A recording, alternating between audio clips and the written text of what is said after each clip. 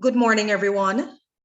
Today, Wednesday, September 1, 2021, it is the 20th anniversary Professional Development Symposium in partnership with the Jamaica Diaspora Taskforce Action Network.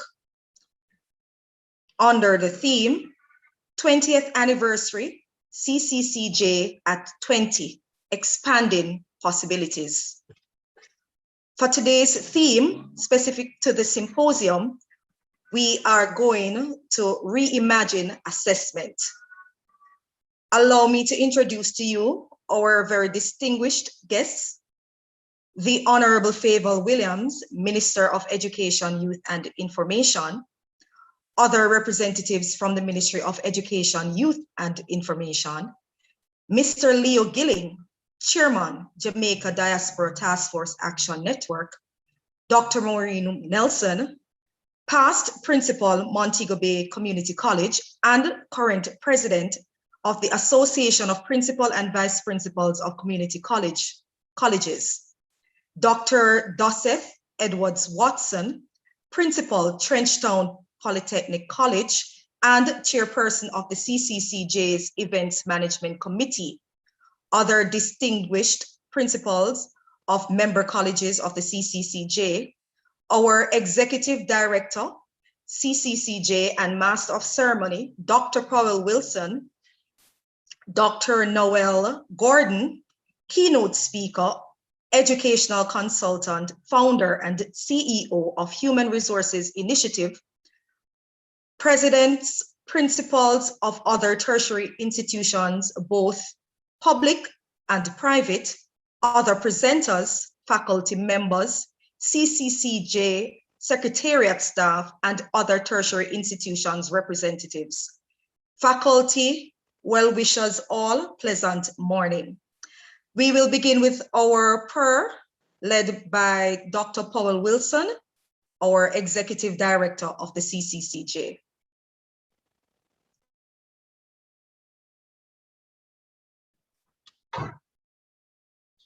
Good morning, Dr. Ramjeet, or Master of Ceremonies. Having established the protocols, may I invite us to pray. Lord, we thank you for this another day. We thank you, Lord, for your blessings. We thank you, Lord, for your mercies, which are new every morning. We thank you, Lord, for the opportunity you have given to us where we can meet here in this fashion to participate in a professional development activity. We thank you, Lord, for the knowledge that will be shared. We thank you, Lord, for the lessons that will be learned. I pray, Lord, that as we go through these 2 days, what we learn, Lord, we will impart them to our students as we advance education. I pray, Lord, for stability in the internet, electricity, all the resources that we will use so that we'll have a good 2 days of professional development sessions. Have your own sweet way, I pray. Amen. Thank you, Dr. Powell Wilson. A correction to be made. I named Dr. Powell Wilson as the Master of Ceremony. However, this task was given to me quite recently, and so it is that I would have been reading from my old notes. A pleasant day to you all. The sun is shining. We have a lot to give thanks for. It is now 9:15 a.m. and this session is quite time sensitive. Our Honorable Minister will have to depart at around 9:30, and so we move with some amount of alacrity in this event. The following greetings will be made by our Honorable Minister, then Mr. Leo Gilling, followed by our Chairperson of Events and Principal of the Polytechnic College, Dr. Dossett Edwards Watson, followed by our President of the Association of Principals and Presidents of Community Colleges, Dr. Maureen Nelson. We will take these greetings in this order, but before we do that, allow me to introduce myself. I am Davia Ramjeet, Principal of Knox Community College, a founding member college of the CCCJ. Honorable Minister. Thank you so much. Good morning, everyone. Let me acknowledge Ms. Ramjeet, our moderator for today.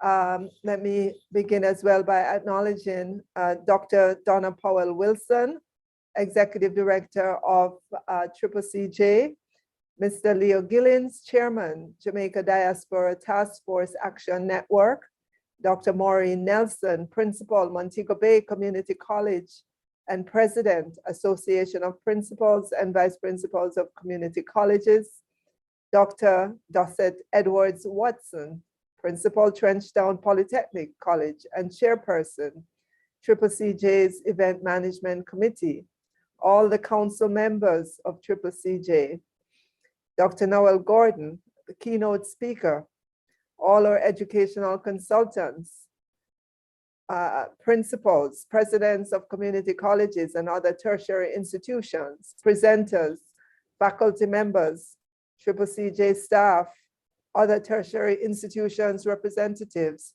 Good morning, all. Thank you for the invitation to join with you in your special 20th anniversary symposium and celebrations of the Council of Community Colleges of Jamaica, the CCJ. Anniversaries are always good opportunities for reflection and forward planning. And I am sure you have been doing that in the lead up to this morning's symposium. There's much to be thankful for, most notably the growth in the number of community colleges, the expanded program offerings, and your partnership with other stakeholders in the education system. As you know, community colleges have become a vital part of the post-secondary and higher education systems in many countries, due in part to their accessibility, flexibility, and most important, their affordability. They provide options for students who may not otherwise pursue post-secondary education. Community colleges in Jamaica began to make their mark on the educational landscape nearly 50 years ago with the advent of Excelsior and Knox community colleges. One of their mandates was to offer sixth form programs and to increase access to tertiary level education. 3 other community colleges and 3 teachers' colleges embraced this mandate, and by the early 1990s, Jamaica had 5 community and 3 multidisciplinary colleges. Over the years, you have set high standards in your curriculum offerings and quality assurance, and your certificates, associate degrees, and bachelor's degrees are accredited by the University Council of Jamaica, UCJ, the national accrediting body.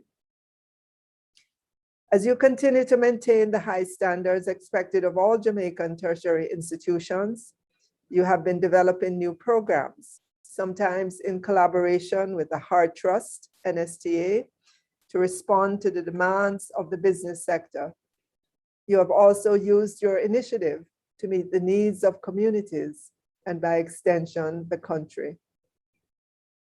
Your theme for this symposium, Reimagining Assessment, brings into sharp focus the need for educational institutions to be flexible and responsive to changing national demands and realities. The phenomenal and rapid growth in the use of information communication technology, the evolving digital landscape, and the disruptions caused by the COVID-19 pandemic to teaching and learning as generally practiced have brought to the forefront the imperative of reassessing what we do and how we do it in the education sector. The modalities of accessing students and enabling capacity building are among current concerns. I appreciate that many initiatives being more fully implemented predated the pandemic. Yet we can all agree that the past year and a half has pushed us to see the challenges as opportunities in ways we had not previously done.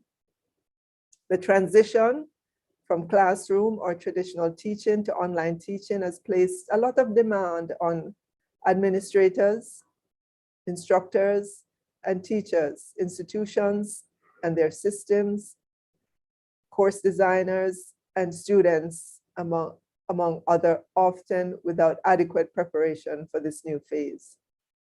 Within this context, community colleges must continue the push to be innovative and in striving to serve the needs of your various stakeholders.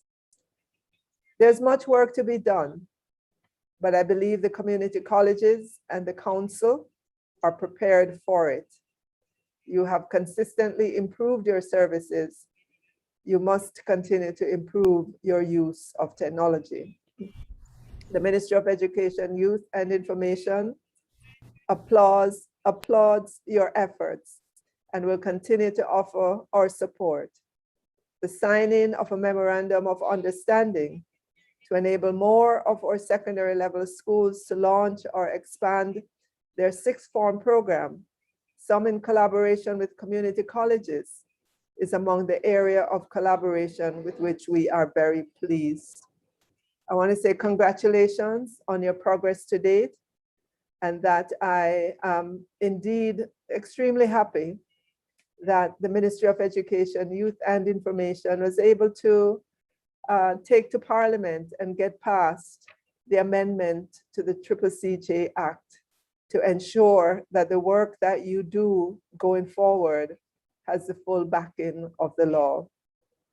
My prayerful hope is that even as you discuss your selected themes and assess where we are, that you will all strive to respond to today's challenges with creativity and innovation. I therefore take great pleasure in declaring this symposium officially open. Thank you, and God bless you all.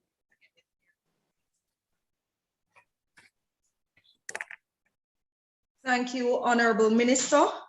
A very fitting greeting and opening to our 20th anniversary, and of significance, your impact in influencing the amendment that has been long awaited by our member colleges. We applaud your efforts.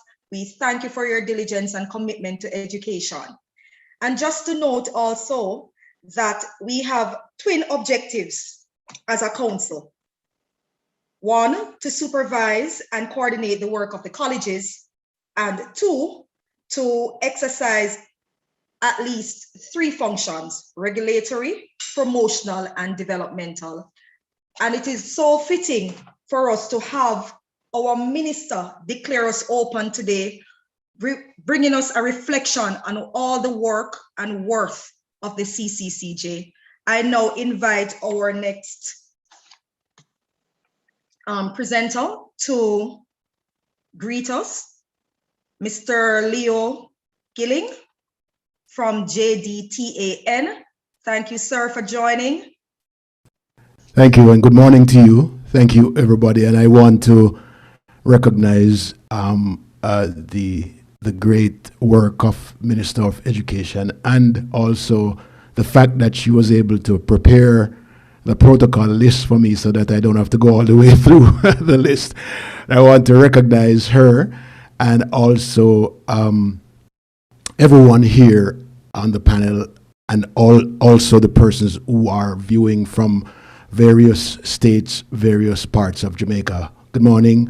A hearty congratulations on the 20th anniversary of the Council of Community Colleges of Jamaica.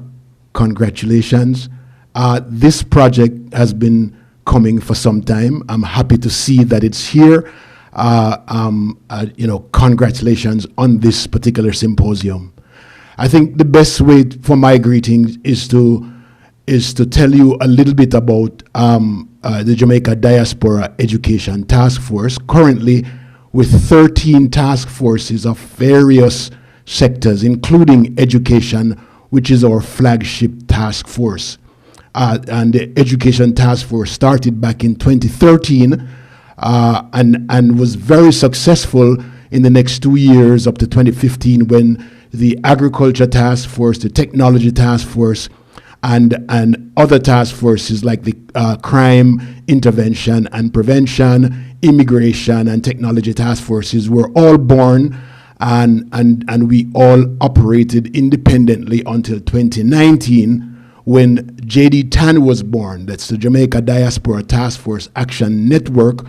When we started with the five or six task forces, our resources were much more than what we intended it for, so we ended up with 13 such task forces on various sectors.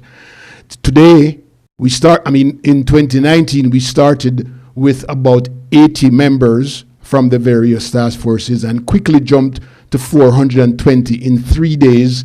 And today we have 1,500 members across 38 countries. As I said, in 2019, we started the JDTAN. JDTAN is built on several planks, and some of which are to partner and to collaborate and support stakeholders in Jamaica and across the diaspora, but mainly in Jamaica. Another plank is that we put people first. We, in all areas of our work, it is about assessing needs, assessing the needs of people, assessing the needs of institutions and our stakeholders, so that we can put our resources where those needs are. We are also in the business of developing our leaders. So as we identify our leaders, we create opportunities for them to be stronger, better leaders who can deliver interventions, deliver all types of developments for Jamaica through Vision 2030 and the SDGs, the Sustainable Development Goals. We also, another plank is to deliver the resources that we can to build capacity and to enhance development through these, the National Development Goals, keeping those in mind.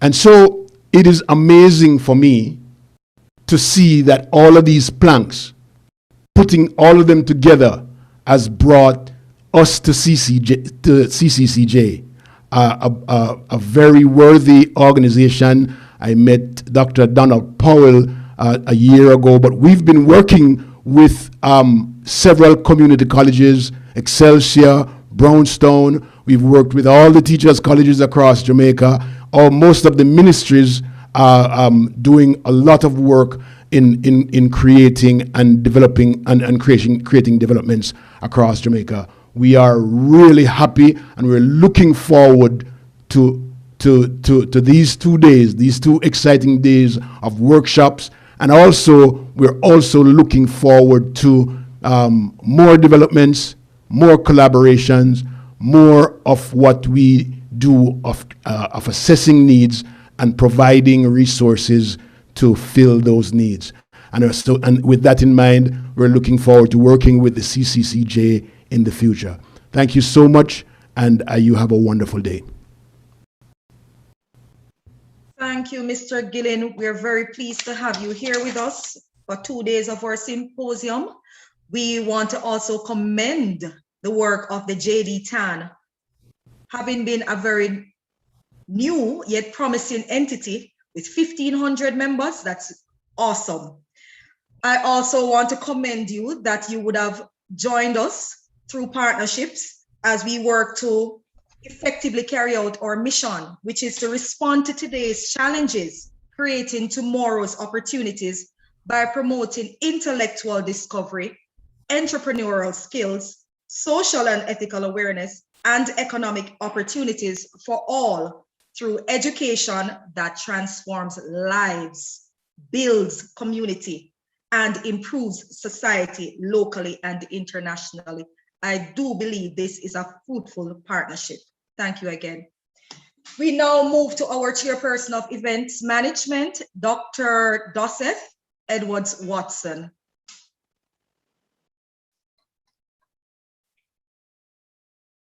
Thank you, Madam Master of Ceremonies. Honorable Favour Williams, Minister of Education, Youth and Information, other representatives of the Ministry of Education, Youth and Information, Mr. Leo Gilling, Chairman of Jamaica Diaspora Taskforce Action Network, Dr. Maureen Nelson, Principal, Montego Bay Community College and President, Association of Principals and President of Community Colleges, members of the Council of Community Colleges of Jamaica, Dr. Powell Wilson, Executive Director, Council of the Community Colleges of Jamaica, Dr. Noel Gordon, Keynote Speaker, Educational Consultant, Founder and CEO of Human Resources Initiative, Principals and Presidents of Community Colleges and other tertiary institutions, distinguished presenters, faculty members, staff of the CCCJ, representative of other tertiary institutions. A pleasant good morning to you all. I bring you greetings on behalf of Dr. Orville Beckford, Chairman of Council. One of the things that this pandemic has taught us is that the only thing that needs to be changed is everything, and assessment is no exception. We must relax our muscularity in stance long enough to realize that the matter of assessment has to be seen as business unusual. As we engage in active learning and student engagement in unprecedented times, there is need to embrace the digital revolution that is transforming how education is structured. The Council of Community Colleges of Jamaica must of necessity lead the innovation ecosystem that will promote the adoption of technology towards authentic assessment, even as we consider issues of academic integrity and establish evidence requirements. As we begin the 20th anniversary celebrations under the theme CCCJ at 20, expanding the possibilities, it pleases me to report that the Council over these many years has had professional development as one of its #1 organized activities to support faculty. The CCCJ, through the Secretariat, is flexible and responds to the needs of the community. Hence, through this symposium, we are reimagining assessment, be it assessment of learning or assessment for learning. Among our 20th anniversary achievements are that we have had an increase in the number of program offerings. And may I qualify that by saying market-driven programs developed in partnership with industry. The CCCJ has demonstrated growth in the number of member institutions. And importantly, we have significantly strengthened our partnership with the Ministry of Education, Youth and Information, and educational partners across the world. Thank you, Minister, and the dedicated team at the Ministry of Education for enabling the many achievements. In closing, the Council lauds our partnership with the Jamaica Diaspora Taskforce Action Network and will explore the possibilities towards mutually benefiting outcomes. We look forward to this 2-day symposium of academic delight as we explore issues around the scope and context of assessment, the benchmarks for assessment, assessment methods and tools, and how we document assessment procedures for posterity. On behalf of Dr. Orville Beckford, Chairman of Council, I greet you well and wish for you every success over these 2 days. Thank you so much. And thank you, Dr. Dosseth Edwards Watson, for that warm greeting on behalf of our Chairman of Council, Dr. Beckford. I now move to our President of the Association of Principals and President of Community Colleges, Dr. Maureen Nelson. Chairperson of the Symposium, Dr. Davia Ramjeet, Honorable Favour Williams, Minister of Education, Youth and Information, Mr. Leo Gillin, Chairman, JDTAN, Dr. Donna Powell-Wilson, Executive Director, Council of Community Colleges of Jamaica, Dr. Dorset Edward Watson, Chairperson, Cccj Events Management Committee, Dr. Noel Gordon, our keynote speaker, principals, presidents of community colleges and other tertiary institutions, presenters, the members from the CCCJ team, our faculty members, and all the others joining us virtually, a pleasant good morning to everyone. I am indeed honored to bring you greetings on behalf of the Association of Principals, President of Community Colleges of Jamaica, at this most important professional development symposium being held in partnership with the Council of Community Colleges of Jamaica and the Jamaica Diaspora Taskforce Action Network. Undoubtedly, the COVID-19 pandemic has transformed the diverse elements of our lives, including our institutions, the delivery and assessments within our institutions, and how we maneuver the virtual platforms during this period. It is therefore reassuring that this partnership is facilitating this symposium, which will enable us as educators at the tertiary level to reimagine assessment during this pandemic period.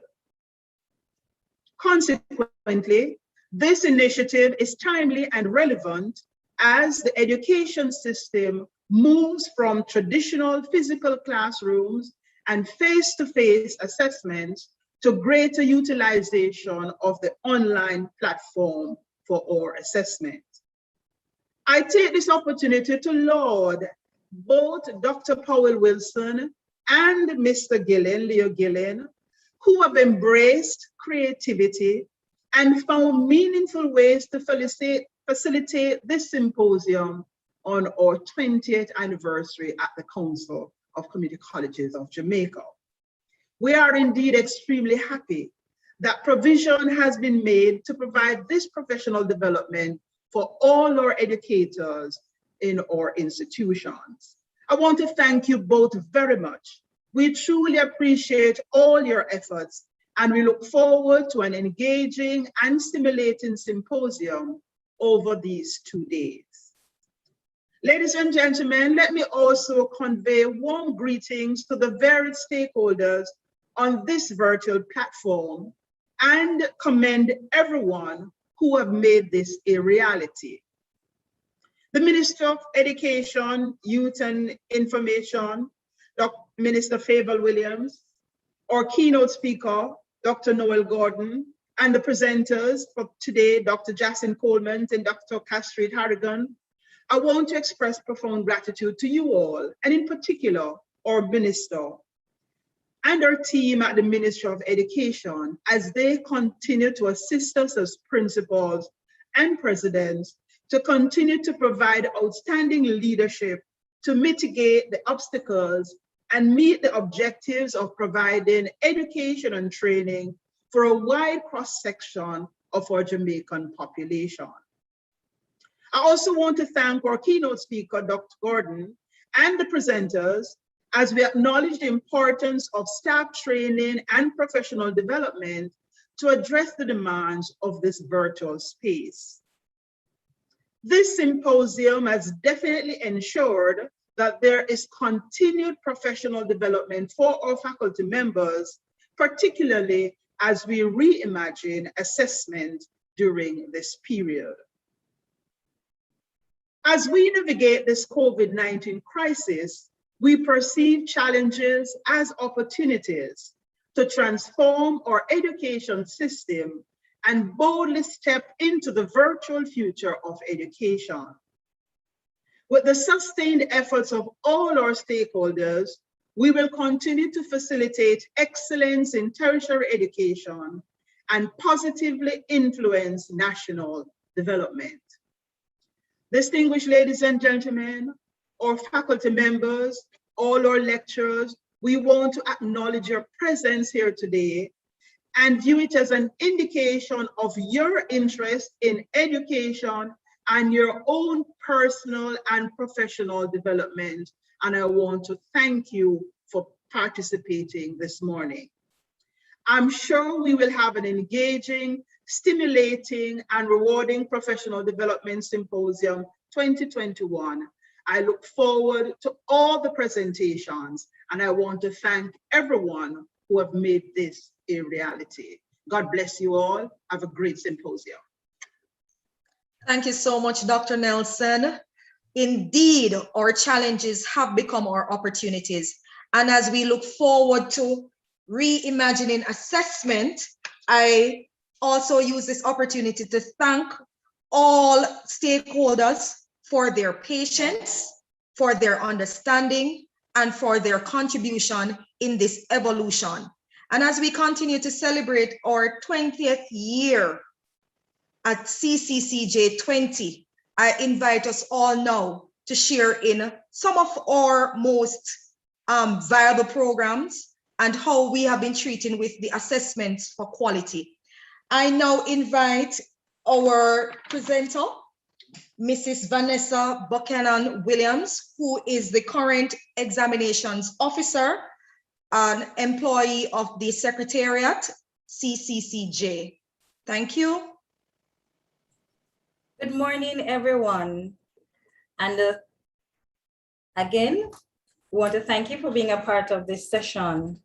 So with the protocols already observed, I am Vanessa Buchanan Williams, the Examination and Assessment Officer. And this morning, I'll be giving you just a brief overview of how the CCCJ has been reimagining assessment. If you would allow me to share my screen.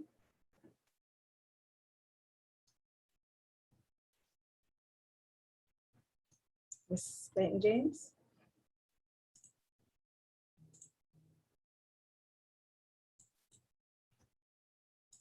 And while I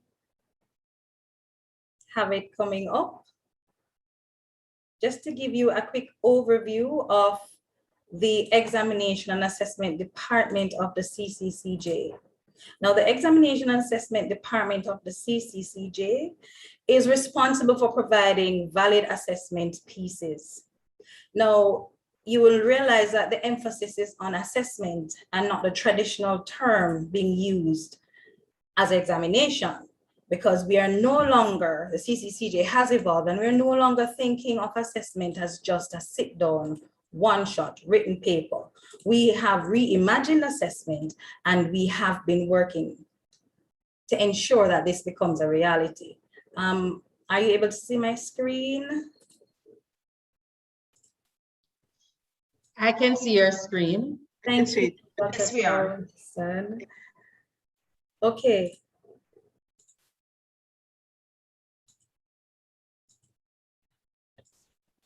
All right, so the slide screen will come up just in just a moment. Change it to a slideshow. I am doing that. Great. Thank you so much.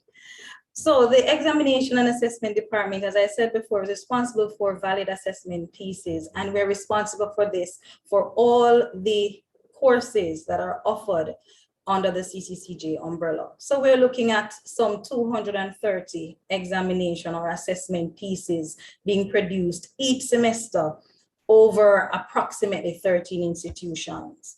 Now, some of our quality assurance mechanisms, we stand proudly after 20 years to defend our upgraded or robust quality assurance mechanism, which has been influenced by best practices and is embedded in our ISO 9001:2015 quality management standard. Some of these include the training that we offer for our faculty members, As assessment change, we also have to prepare our faculty members to meet these demands, and also to prepare our students to be prepared or to be ready for this format of assessment. We conduct our professional development workshops. As we can see, this is one such. We do our different trainings, whether it is on a one-on-one basis or we do a general training for all our faculty. And of course, the professional development is not just about assessment, but we take into consideration the holistic part of our faculty members. We have a robust team and a very qualified team of external examiners, and these members, this pool, they play a very vital role in the validity of our items. They will be used, or they will be engaged from the start of the assessment even to the end of the assessment process. And so they will be validating our assessment items, and they will be also moderating our sample scripts and providing these reports, which are very important for our UCJ accreditations. This is done via institutions, and the CCCJ plays a very important part in ensuring that our institutions are ready for the accreditation process. And so before COVID, we realized that COVID has affected everyone, and the examination department is no different. So before COVID, we would have been looking at how to enhance our printing and packaging and ensuring that the assessment would have got to the institutions on time. Now, dealing with COVID, we are on the online platform. And just to segue a bit to show how we have had to maneuver ourselves, we are presently in an examination session. We're presently running our semester examination, and this is being done online. And of course, has given us the freedom to be able to maneuver ourselves in the online space. So at 20 years, after 20 years, we would have expected some amount of growth. So the CCCJ would have started out in 2001 with 8 programs. And today we look at minimum 32 programs. And I say minimum because our Minister of Education pointed out just now that the CCCJ will be playing a role in the 6th form program. And of course, after this, we'll see an increase in the number of programs that we are now offering, and as well as the number of institutions that we will be governing. The future is not a fixed point. It is ours to create. Now, I'm taking us down memory lane. In 2019, I'm not sure how many persons on here would have remembered the conference 2019. CCCJ's presentation for assessment spoke about Education 4.0, where we looked at the change to education and we looked at the thrust for the 4th industrial revolution. Did we see this happening 2 years or a few months after? No, we didn't. But then came a pandemic, which is one of the driving factors to the change in this education sector. And so the CCCJ had to respond. So we reimagined what the education landscape would have been. We reimagined the education landscape looking at robotics. Initially, we were looking at robotics and how is it we would be getting our students to learn anywhere, anytime. We're looking at hands-on learning. We were looking at all of this in 2019. Here we are in 2021 and starting from 2020, where all of this became a reality without us even realizing. We were thrust in this, and as such, we had to respond. So having the idea from 2019 that there's going to be a change in the education sector, how are we going to respond to this? We started reimagining from this time. And so it was not a major challenge, but yes, a challenging one when we had to make some changes during this pandemic. So during our pandemic, we looked at suitable assessment pieces. Now, we had some trial and errors. We're still ensuring that we are fixing it. We're still ensuring that we work through the kinks because we're not out of it. We're still learning as we go. And our suitable assessment, we looked at, as Bode in 2000 indicated, that these are pieces that will meet the needs of the present without compromising the ability of students to meet their own future learning. And so we are reimagining assessment, not just where students regurgitate information and repeat it, place it on the paper, but that they are given situations where they're able to give you from the situation, how did they arrive at this solution? And so one of the things we looked at, we did continuous assessment during the pandemic, where students would have been assessed as they were going, as learning was taking place. Now, of course, to ensure that we had our quality assurance mechanisms in place, we had to put a lot of documentations together. And of course, it was also retraining to ensure that we were all on the same page. Then, of course, we did our assessment, we did our evaluation of that process and moved right into another phase where we looked at case study analysis. And just to give an idea, this was where the students would have been given real life situations and they would have come up with their problems. This was allowing the students to present their own findings, their own learning. Now, in creating this change, it did not come without challenges, and we're still working through these. It required the retraining of our faculty to prepare the students and themselves for this alternative form of assessment. We also look at ensuring that all forms of assessment, not just the ones that were standardized, would have met the same quality assurance mechanisms. And we also have been working on ensuring that the virtual space that is now being used, heavily used, still adheres to the quality mechanisms that we have in place. Has it been easy? No, it has not, but we're committed to the task and we are working through this. So how can we achieve this change, this education 4.0, this new thrust, reimagining assessment? Well, we are realizing that there is a lot of effort being placed on the virtual classroom, ensuring that resources are spent on creating this space that students can learn anywhere, anytime. We also will require a balanced approach to ensuring that these students being facilitated in this future classroom are also assessed accordingly. And so this will require continuous professional development for our faculty, reimagining what assessment will look like, reimagining the new future, the new generation. What we can say is what we knew as assessment and the future generation, that has changed. We don't know what the future will look like, but we are assured that education and how we assess the students will help to form this. We really need to rethink our assessment, because unless we do so, we will continue to educate the followers of yesterday rather than the leaders of tomorrow. Ladies and gentlemen, thank you for listening and thank you so much for being a part of this session. And thank you, Mrs. Buchanan Williams. Well said. I know, ladies and gentlemen, that we are a little bit pressed for time, and we would love for you to join our plenary sessions after our keynote speaker. So I crave your indulgence and patience as we invite our Executive Director, Dr. Powell Wilson, to introduce to you the keynote speaker. Please, again, feel welcomed to have a conversation with Dr. Powell Wilson moderating during or after the presentation. We are always hopeful that we are not only listening, but engaging in some way or the other with what is being shared. Dr. Powell Wilson, I invite you now.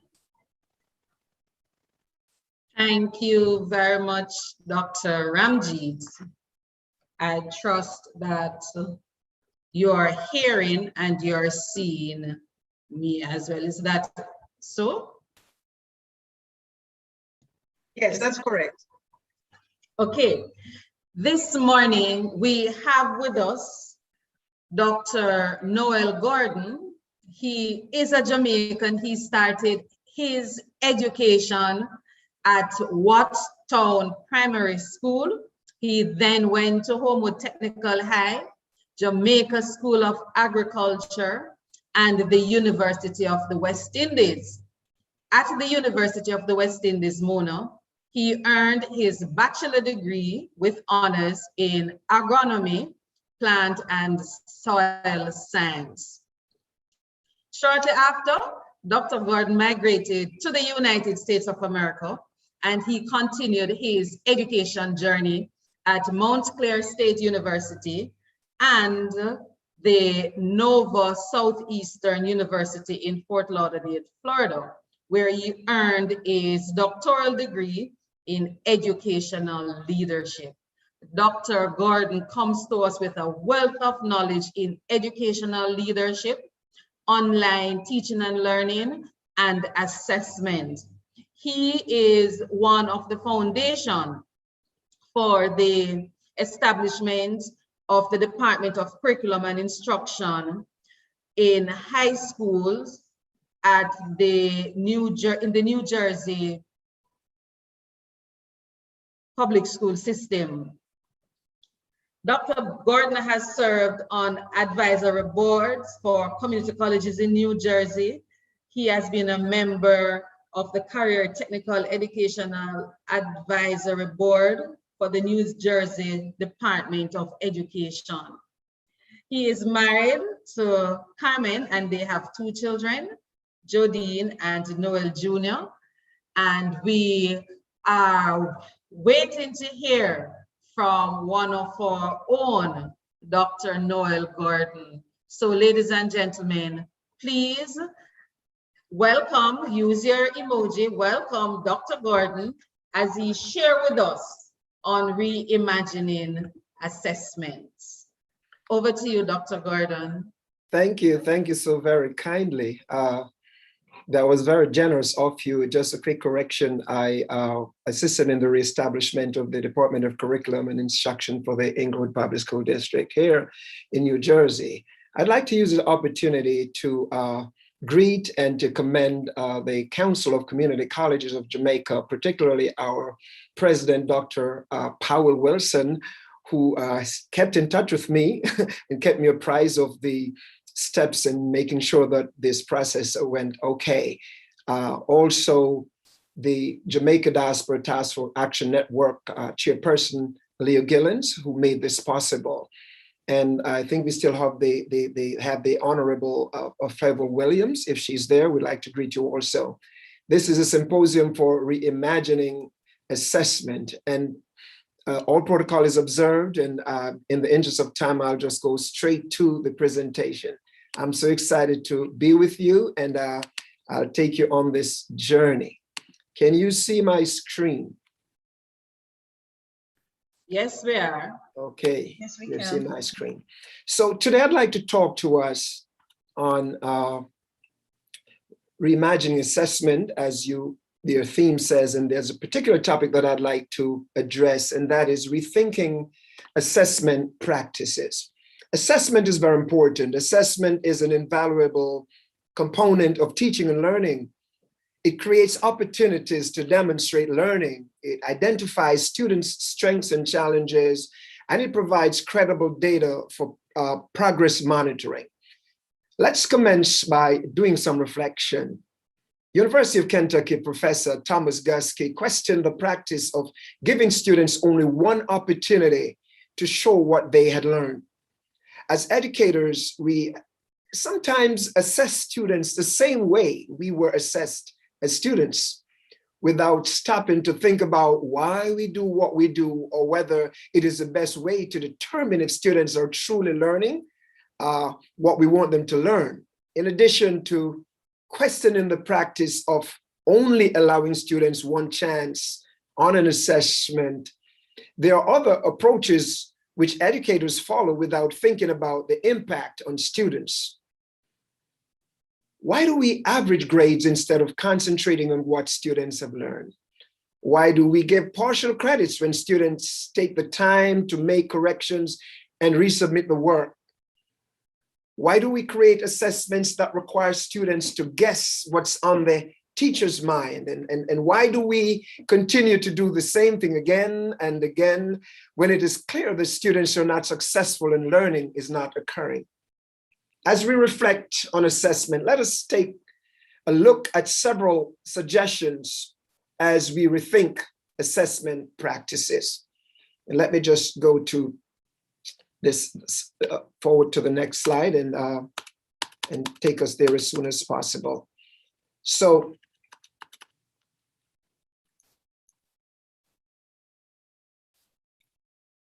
all right. So we emphasize grades instead of emphasizing learning for our students. Now, we should not lose sight of student learning as the ultimate goal. We can become so wrapped up in grading practices that the focus is on the grade and not on student learning. I have encountered students who received a C or a D on the report card when they had earned an A or a B on the summative unit assessment. Sometimes parents would come to us and said, why is the final grade a D or a C when the student obtained a very good grade on the summative assessment? In the teacher's lists of grades, the student has missed 2 homework assignments, 1 journal entry, and maybe received an F on a pop quiz. The teacher's grading practice allotted a certain percentage to each portion of the items in the grade book. In short, the teacher followed the practice of averaging grades instead of focusing on what the student ultimately learned. Averaging grades is often in conflict with student learning, and yet we accept the practice without questioning why we do it. We are grading compliance instead of assessing mastery in the content. I remember some time ago, we tried to institute no grading policy for homework assignments. Of course, we didn't get the kind of a response we were expecting to get from our teachers because they felt that we need to grade the homework assignment. But research showed that when students do their assignments or homework assignments freely and understanding that the assignment is really to check for learning and to reinforce what they learned in the classroom, then they had a better attitude towards their assignment.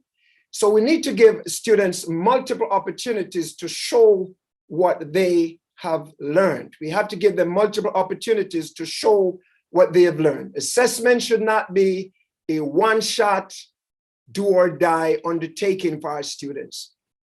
We should apply the same common sense in assessing students' learning as we do to teaching a loved one or colleague something new. When we teach someone to drive, we don't just continue to tell him or her that you're failed, you have a bad grade. We give continuous feedback and we allow that person to try again and again. I remember when I was learning to drive, I would make the same mistakes over and over, but my driving coach would be very patient with me and we would do it over and over again until I perfect it. If we teach a colleague a new technology application, we sit with them and answer their questions until we see that they can use the skill independently. Think about the smartphone. When you get the smartphone and you go to your child or your grandchild and you ask that child to assist you in navigating the apps, and you call that child again tomorrow and the next day and the following day. And sometimes that child would say, I told you already, but we kept going back. And we kept going back until we grasped the concept. As learners ourselves, nothing is more frustrating than having a knowledgeable individual present us with information and then leaves us floundering as we struggle to figure out new learning on our own. We should use the learning principles with our students that we want for ourselves when we are undertaking new learning. One principal established the practice in her school, which is called A, B, C, or do it over. A, B, C, or do it over. Students were expected to work until they had earned a minimum of a grade of C. The emphasis was on teaching students to persevere until they had achieved some reasonable degree of mastery. How about eliminating zeros? Now, there is no practice in education that discourages students more than the practice of giving zeros for an incomplete assignment or an assignment that is not turned in. When a teacher gives a 0, it is the expectation that the grade will be a wake-up call for the student, who will then be motivated to improve in his or her performance. This practice often has the opposite effect. Typically, a student will shut down and stop working because he or she knows that it is impossible to rebound from a 0. In certain situations, teachers follow the unfortunate practice of assigning 0 as a punishment to students. And let me reiterate, assessment is not a punitive measure. It is a measure or a strategy to check for learning. This is really a misuse of the teacher's authority. I'm not sure where this idea of zeros came from, but it is a practice that is counter to our goal of motivating students to learn and to have students be active participants in the educational process. One principal who felt that the practice was unfair to students conducted a faculty meeting session in which the staff members discussed alternatives to assigning zeros. The principal collected the data from the discussions, and more productive alternatives were shared with the entire staff. Would it be amazing if we form focus groups designed to overhaul the assessment practices? Now, aligning assessment with the learning standards, that's another piece I'd like to talk about. Have you ever done an exam, and when you get into the exam, you realize that what was taught was not represented in the exam? I remember when we were in college years ago, we had a professor who was noted for that, and we walked out of the class. That wasn't the right thing to do. But we looked at these questions. We didn't know how to answer them. So we went to the administration of the college and we said, like, listen, the assessment is not aligned with the learning standards. And we redid, they gave us the opportunity to redo the exam. And this professor gave 10 of us the score of 46, which is just the bare minimum those days in passing an exam. So that was really a punitive memory. It is critical that assessment be aligned with the standards that are taught. Be upfront with students about learning. Upfront with them what is expected to be learned. The guideline for us should be to take the mystery out of the mastery. Take the mystery out of the mastery. We did a walk out in college, and that was a very good thing. And I'm glad we did, because we set a precedence, and the students who came after us, they were assessed differently. As Paula Rutherford writes, educators should follow the 3 Ps in relation to assessment. And here are the 3 Ps. There are the 3 Ps. Prior to giving assessment, okay, prior to giving an assessment to students, the teacher should be public about how students will be assessed, as well as telling the students precisely how learning will be measured. All of us are better able to work towards achieving a goal when we know what the goal is.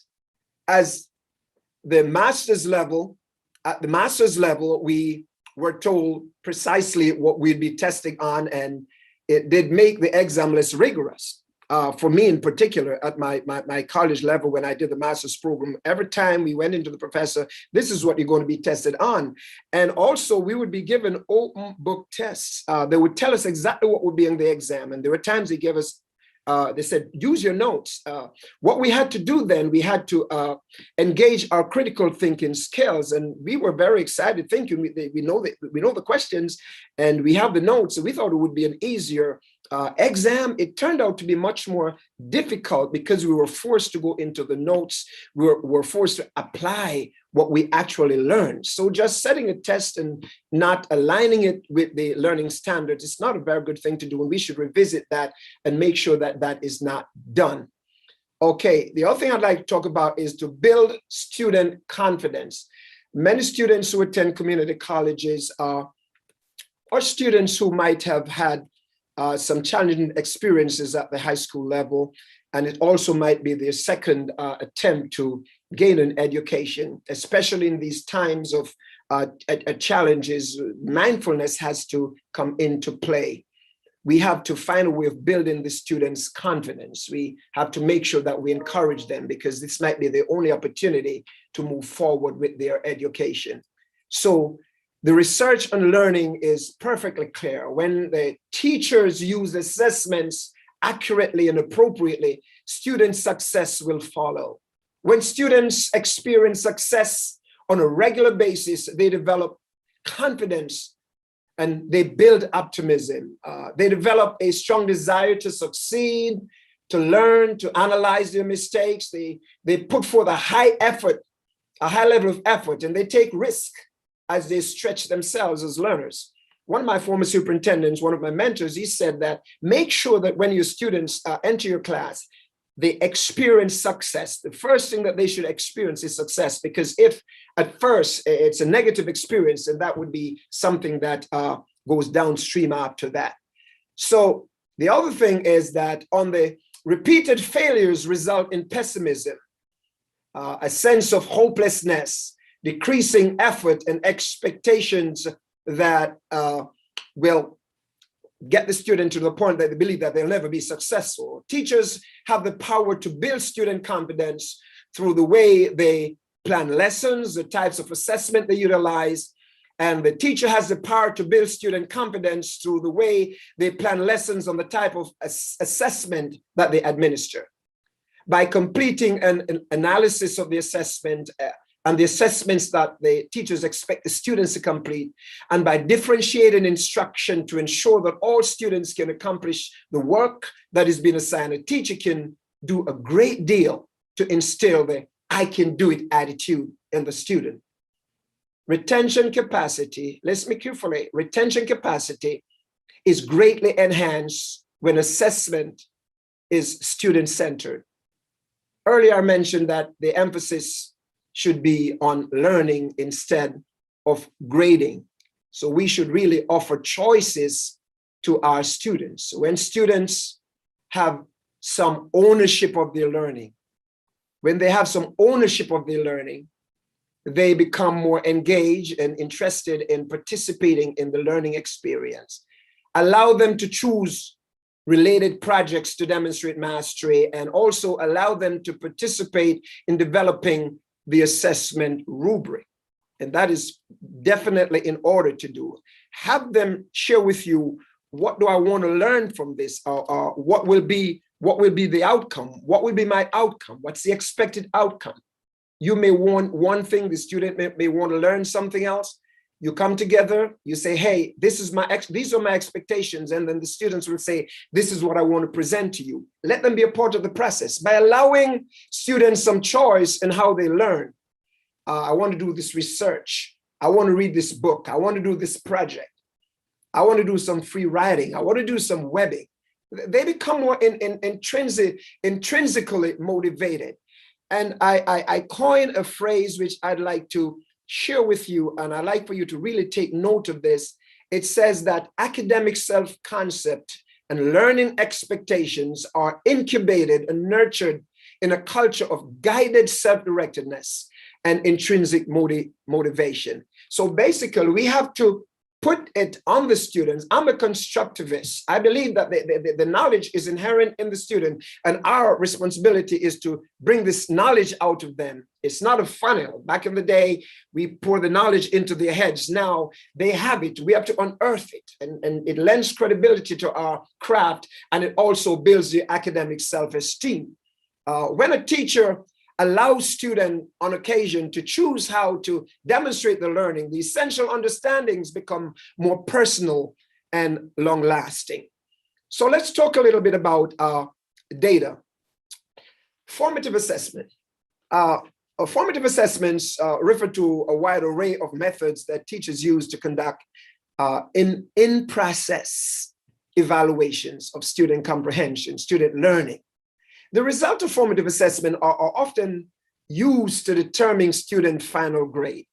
But can I challenge us, and I maybe some of you are already doing this, the pop quiz and the homework assignments and the projects, all of these things are measures that give us an indication of how the student is performing. So the formative assessment really should not carry the bulk of the grade for the student. we do the formative assessment so that we can give informed instruction.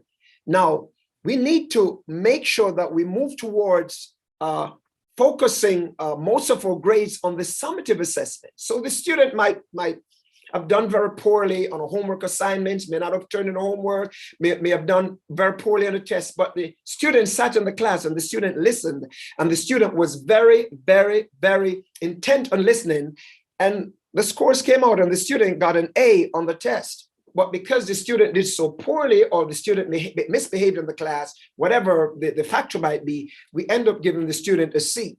Let's place our focus on the summative assessment instead of the formative assessment. And we need to expand our assessment repertoire. I know that I'm moving because I have 20 minutes and I have like 2 minutes to go, so just bear with me.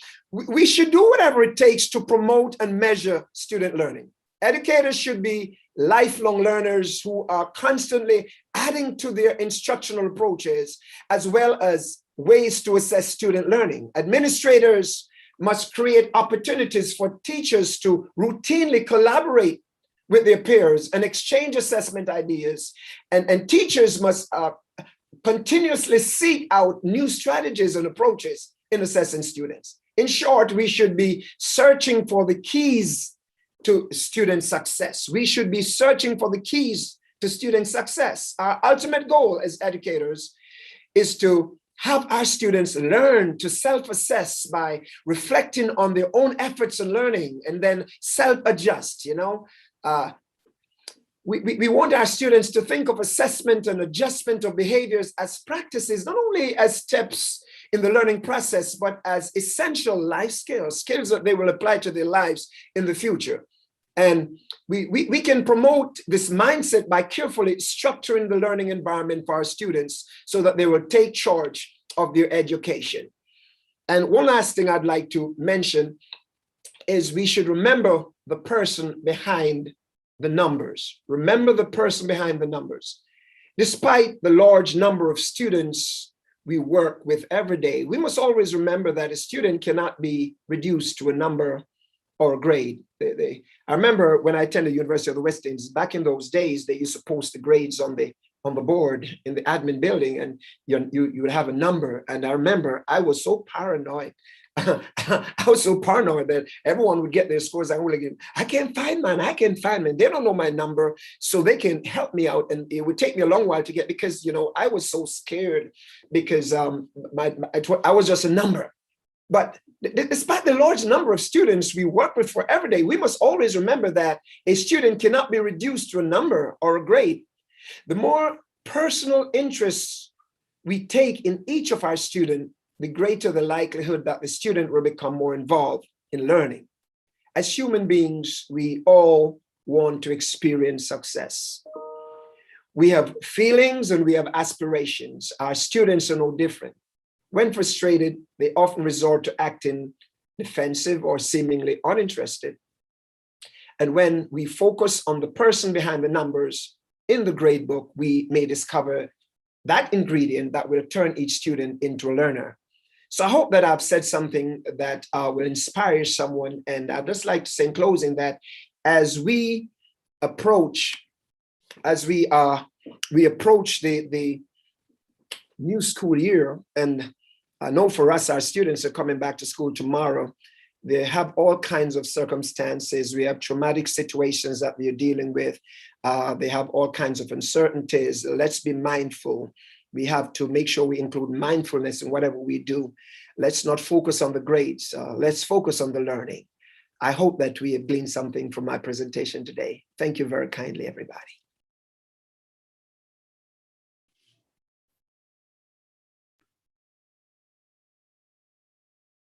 Thank you so much, Dr. Gordon. I'm going to ask that Dr. Powell Wilson moderates the question and answer section. Thank you. Thank you very much, Dr. Ramjeet, and thank you for a very informative, inspiring presentation, Dr. Gordon. And to our viewers on our YouTube channel and our other social media channels, we ask that you type your questions and we'll take them here. So there are 2 questions so far, Dr. Gordon, and I'm smiling at one, trusting that you'll be able to guide us in this one. So this one comes from Miss Rob on YouTube. How do you allow students to have choice in assessments when the examining body has a policy of common courseworks developed before you even meet the students? And I'll say that's pointing directly at us. And we want to change. So we do have a policy, and I think my exam officer is on, where for the coursework, there is one piece that is standardized. So all the students will do that coursework piece within a particular period. So I think what I'm hearing from Ms. Rob is, if based on your presentation, if we were to allow students to have a choice in the assessment, how is that possible when we have this standardized assessment? Okay, I oftentimes heard, I've heard these questions too, because I served in my school district at one point in time as director of testing and evaluation. And we oftentimes hear drill and kill, teach you the test. Okay, I think that the standards, if we teach, not necessarily teach you the test, but teach you the standards, then I believe that if this teacher collaborates with the student, okay, I'm saying collaboration now, collaborates with the student, and have the students make choices in terms of what kind of projects they'd like to engage in to demonstrate. Remember, we're talking about testing now, to demonstrate mastery of the subject. In other words, I assessed a teacher some time ago. I evaluated a teacher, and it was a math class. The teacher had to stick to the standards. But what was involved, the teacher had groceries for each student. And the teacher said, I'm giving you $50 or $80, and you're supposed to now go to the store, and you're supposed to purchase within your budget. And you have to come back without being in the negative. I observed the teacher, those students took charge of their learning, and they purchased the products, the actual products in the classroom. And they added the taxes, and at the end of the day, all of these students, it was an alternative program also, students who were supposed to be troublesome students. It was a very, very wonderful class. And the behavior was great. The students were involved, student engagement was powerful. But because the students were involved in the assessment process, not in terms of the instructional delivery, but in terms of how they're going to demonstrate learning. This is the level of creativity we are talking about, because at the end of the day, we know we have to assess teachers. We know you're going to be assessed based on the test scores. But when you shut that door, you have to come up with creative ways of ensuring, of securing how students can demonstrate mastery. I hope I've answered somewhat that question. Gordon. And I'll ask, thank you, Dr. Gordon, and I'll ask our examination officer, Mrs. Buchanan Williams, to provide additional clarity on the matter. Mrs. Buchanan Williams? Thank you, Dr. Paul Wilson. And since that question seems to be aimed a little at us based on our processes or what we have in place, just to point out that a common coursework that is standardized is only one piece. The lecturer has the autonomy to put in place or to work with the student to provide other forms of assessment. And so it's just one piece that we use for our standardized mechanism so that we can have our reporting, and on our end, we require data to be able to move forward to do what we need to do. And this is one method that we use. But we have not ruled out, we have not taken away the autonomy of the lecturer to work with the students and to provide other assessment pieces. Thank you, Dr. Paul Wilson. Thank you, Mrs. Buchanan Williams. There is a question from Avery Thompson.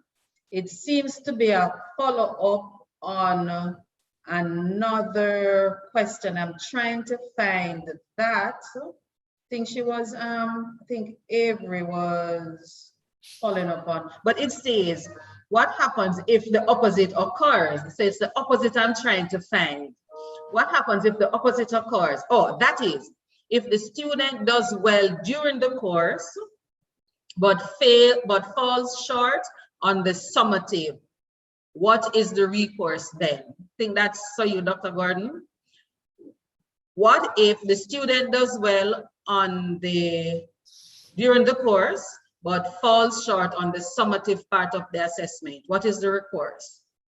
Okay, I do think that we have to, and this one will be a little crude, we have to evaluate the teaching and learning process. Okay, we have had students who have gained A's and B's in formative assessments, and even in the classroom assignments. When they did the standardized tests, they did very poorly. Then something is, that is a judgment on us as the educator, because if we're giving them A's, and then when they do the final summative, they get a D, that means we need some professional development. And we also put a little on the student. We have to teach them test-taking skills, because it could be social promotion. We have had that situation where students get all A's and B's, and when they do the standardized test, they fail. Something is missing in the teaching and learning process. It's a crude response, but that's a fact. Okay, thank you very much, Dr. Gordon. Another question from Sandra Kalu.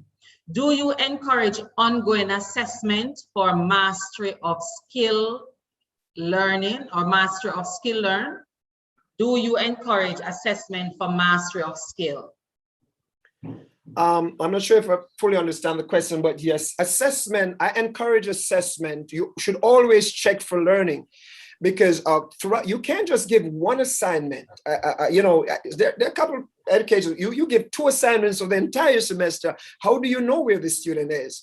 So yes, you should give continuous assessment, but I would dare say that do not assign a grade to all of these assessments. The student doesn't even have to know how many of the assignments you're going to use towards the final grade. But yes, you should continuously administer assessments and make sure you review them. And the worst thing you could do is to take in the assignments and you don't provide the student with feedback. Okay, thank you, sir. What will we assess? This question is from Grace Barnes. What will we assess if compliance in submission of assignments is not treated with rigor? It should be treated with rigor. Treating with rigor is not synonymous to assigning a high score. Okay, you can challenge your students, so it's not synonymous at all. And that's one of the responses we got when we tried to move away from that aspect in our school district. They said, hey, if we don't assign a grade to that, then they won't take it seriously. But have a conversation with them. Maybe sometimes we have to appeal to the cognition. Guys, the reason I'm doing this is not to catch you, is so that you can understand and have better understanding of the test. Sometimes if we say to them, if you do this assignment, I can almost guarantee you a good score on the summative, more than likely they're rational enough to do that. Thank you, sir. Recognizing Dr. Ramjeet's hand. Hi, Dr. Gordon. Hello. Fantastic presentation, by the way. Thank you. You touched on some points, and I'm happy that you're a Jamaican, and so that you can identify with some of our cultural issues and how we treat with being very penal. And I can't help but to put together your presentation with just change management and change initiative, because I think what we are separating is our culture. For example, I know of a tertiary institution that still uses the bell curve pedagogy. How do you then feel about a cultural shift before treating with even content and assessment strategies, etc.? how do we then address the issues of culture to prepare the classroom environment? Did you get my question? I think I got it. I think I got it. I got some goose pimples when you asked a question, if I got you right, because you remember, I don't know if it happened in your days, but I remember back in my days when I went to college in Jamaica, maybe University of West Indies, I studied in Trinidad. And the professor would come into the classroom and he said, look around you. You have 200 students sitting here. By the time the semester is over, we're going to have 80 left. To me now, that's emotional, that's institutional abuse. Okay, and then you'd have, I remember a teacher saying that no one can get an A in my class. How do you determine? That's not the way. It's not a punitive measure. It doesn't make you a great teacher if no one in your class gets an A. And it doesn't make you a great teacher if most of your students fail the test either. It's a judgment on you. So basically, it is. We have to sit down and listen. You have to have a hard, tough conversation. I'm from a family of educators. Most of my family are educators, and sometimes I butt heads with my nieces because, but Uncle Noel, you know, these kids don't learn anything, whatever case might be. Listen. Here's what we have to do. We have to move towards what I call the effort paradigm. The ability paradigm says, listen, either you got it or you don't. You got it. Goodness. Either you have it or you don't have it. That's the ability paradigm. You know, these students are bright and these students are dumb. The effort paradigm. If we espouse the effort paradigm in reculturing education and saying that all students have the ability to learn, and we go in with that positive attitude because students rise to the level of our expectation. It should be our goal as an educator, and that's what we are paid for, is to help students to learn. So I hope what I've said answer your question. Reculturing is that we have to change our mentality. Yes. Grading is not a punitive measure. You can't give a student, if a student gets an A on a test and the student was the most horrible student in your class, you can't say, you wait, man, I can't wait to give the final grade. I'm going to give him a C. You say, these things happen. No, you got to separate that, deal with the behavior, but assess the mastery. Thank you very much, Dr. Gordon. And that's why we're having this conference, Reimagining Assessment. We want to look at what we have done, look at where we're going. How can we help our students? I'm seeing in the chat, when you mentioned, when you responded to Dr. Ramjit about the bell curve, persons are saying it is still happening, where some students must fail even before they start the course. So we want our faculty in our member institutions to help us to reimagine assessment. And certainly here at the Secretariat, we are committed to ensure that all our students have their reasonable share. They are given the opportunity to excel in education. So we plan to set the priority. What is it we're going to assess? Publicize what is it we're going to assess. And I'm not remembering the other piece, sir. Sorry, I didn't quite get you. Oh, that's all right. So Dr. Gordon, based on the comments we have seen on our social media platform, a very interesting, invigorating presentation. We thank you very much for the presentation. And there is a comment from Sharon Seymour that you should write a book on reculturing education assessments. I'll write that down. On reculturing education assessment, and we need that book like yesterday, because we really have to rethink what is it we do in assessment. So thank you very much, Dr. Gordon. Thank you. And we look forward to the continued relationship with you. Thanks to our audience for sharing in this session, in the keynote, your questions, comments, we value them, and certainly we will be looking at them to see how we can improve on assessment. Thank you much. Over to you, Dr. Ramjeet. I echoed those similar sentiments. Dr. Paul Wilson, I recall during your prayer, you asked for internet stability, and we're enough, and we need another prayer before we go into our plenary sessions. But before I invite Mrs. Cherie Heaven Able to do the proper thank you, I am just going to challenge our colleagues in academia right now. Someone mentioned that Dr. Gordon needs to write a book. I am challenging us all in academia to extend the body of research on assessments and related to our culture. Enough of us are able to write articles, and I'm asking for this paradigm to be shifted by virtue of us who are practitioners.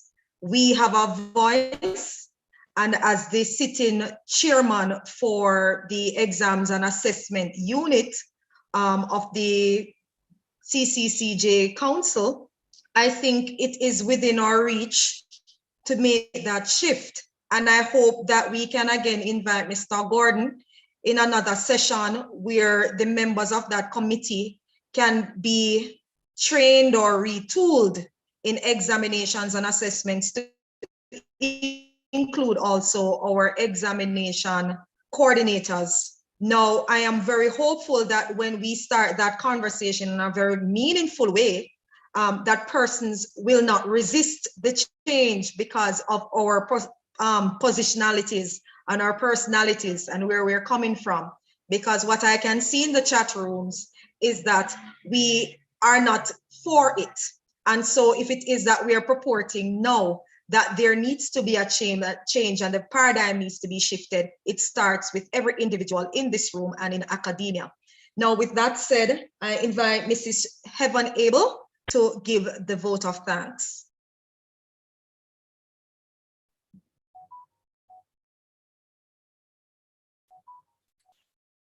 Our most valued guests, ladies and gentlemen, good morning. On behalf of the Council of Community Colleges of Jamaica, we extend a heartfelt thank you to all speakers, those who have already presented and those to come, for sharing your well wishes, research, findings, and guided opinions with us. A big thank you to our Honorable Minister Favour Williams for taking the time out to bring us greetings. You have set the pace for us as we delve into activities as we commemorate 20 years of service to the education system in Jamaica. Thank you for reminding us of the importance of what we do and for encouraging us to continue our drive for innovation as we respond to today's challenges with creativity and technology. We are committed to working with the Ministry of Education, Youth and Information as we strive to advance education in Jamaica. We offer our deep sense of appreciation to Mr. Leo Gilly and the Jamaica Diaspora Taskforce Action Network for their contribution to education, not only in Jamaica and the diaspora, but also for their support given to the CCCJ as we planned this symposium. To Drs. Edwards Watson and Nelson, thank you for your kind words, greetings, and continued support as we continue to reimagine assessment for all our member institutions. To our keynote speaker, Dr. Noel Gordon, your suggestions for rethinking assessment practices, from creating pathways for students to demonstrate learning, to ensuring that we do whatever it takes to promote and measure learning, have paved the way for bigger ideas and reimagining, and will guide us on our journey for advancing education. Thank you for taking the time out of your busy schedule to share with us such a valuable message. At the Secretariat, we have been blessed with a team of very motivated and dedicated colleagues who know their job and are results-oriented. Without them, this session today would not have been a success. We also thank the participants present today on our social media pages.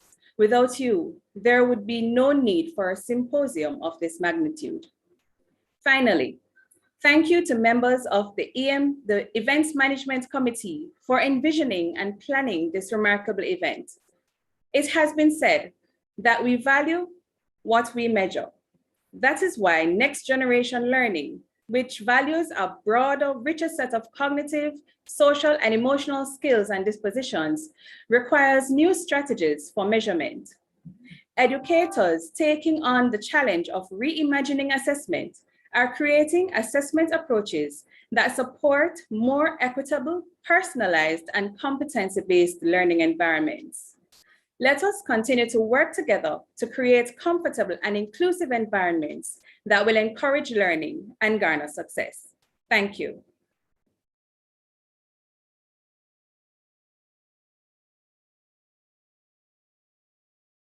Thank you, Mrs. Abel. I will now hand over to Dr. Powell Wilson, who will coordinate moderators.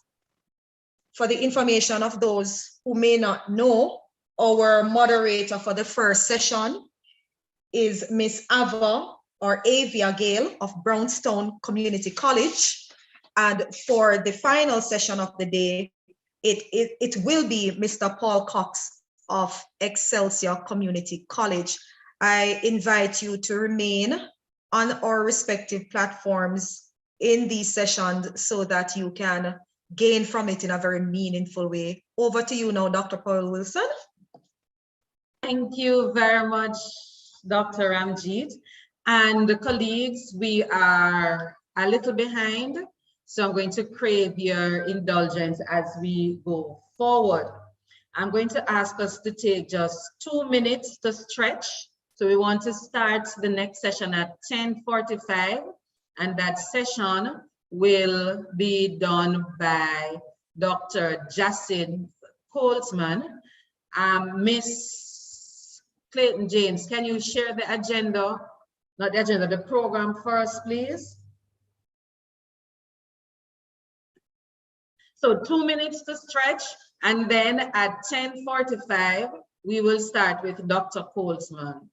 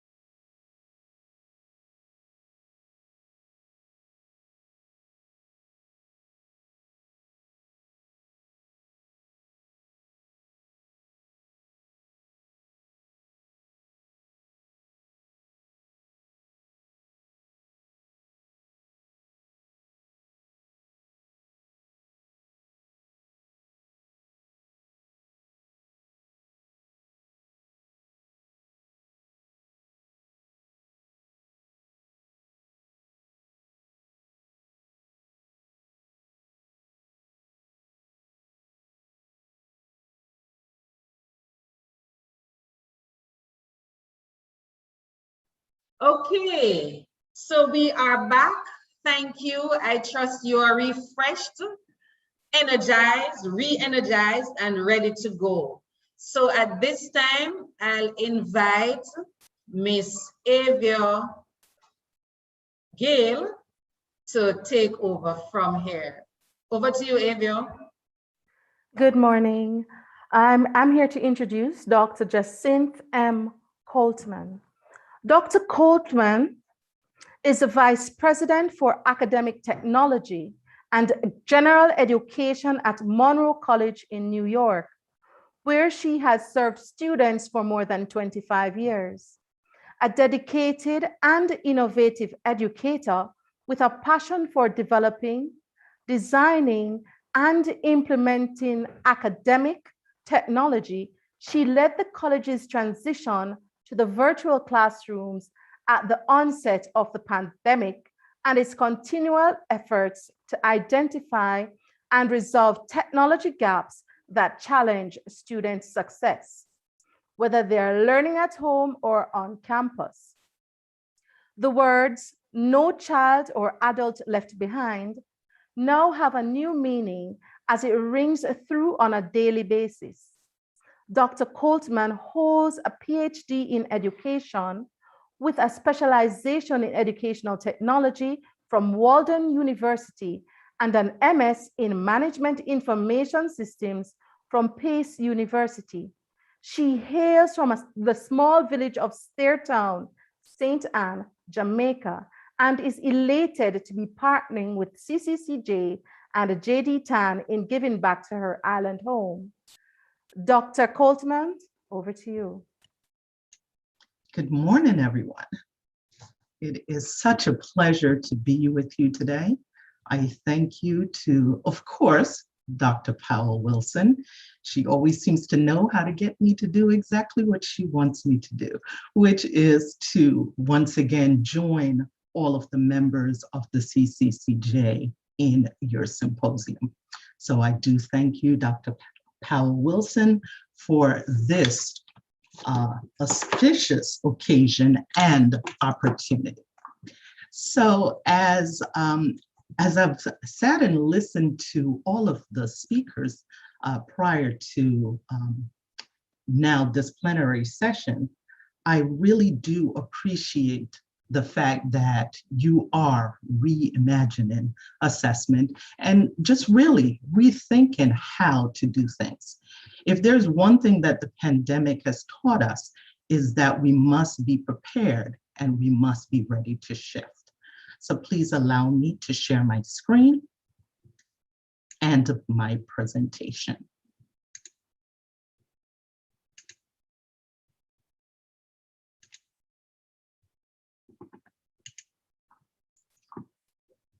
So, my presentation today is on innovative assessment techniques in the online environment.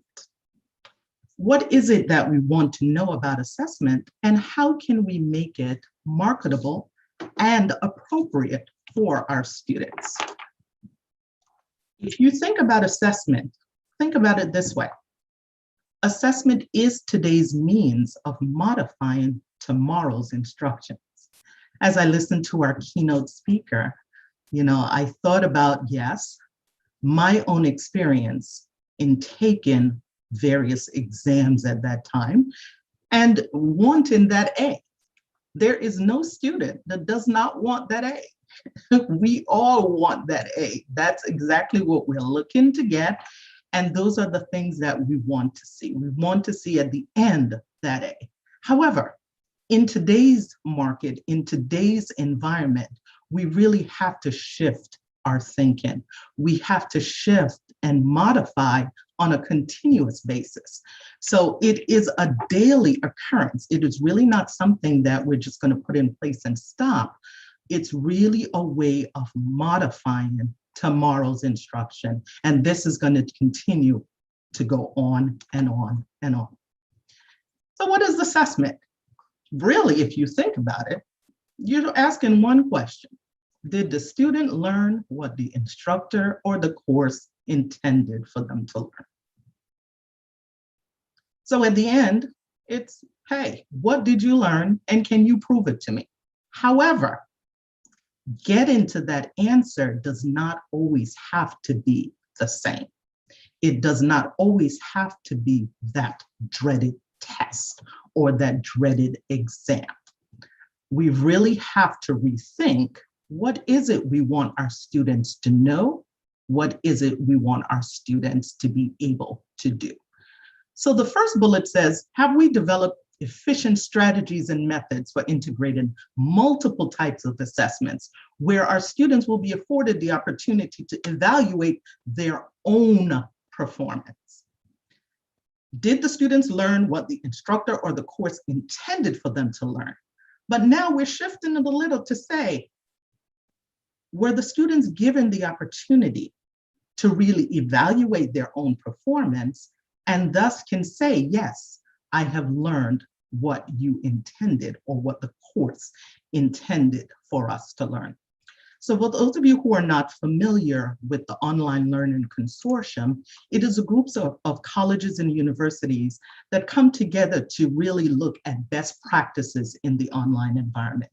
So when we talk about assessment, once again, it is ongoing. It is an ongoing platform to ensure that we are actually doing the right thing and at the right time.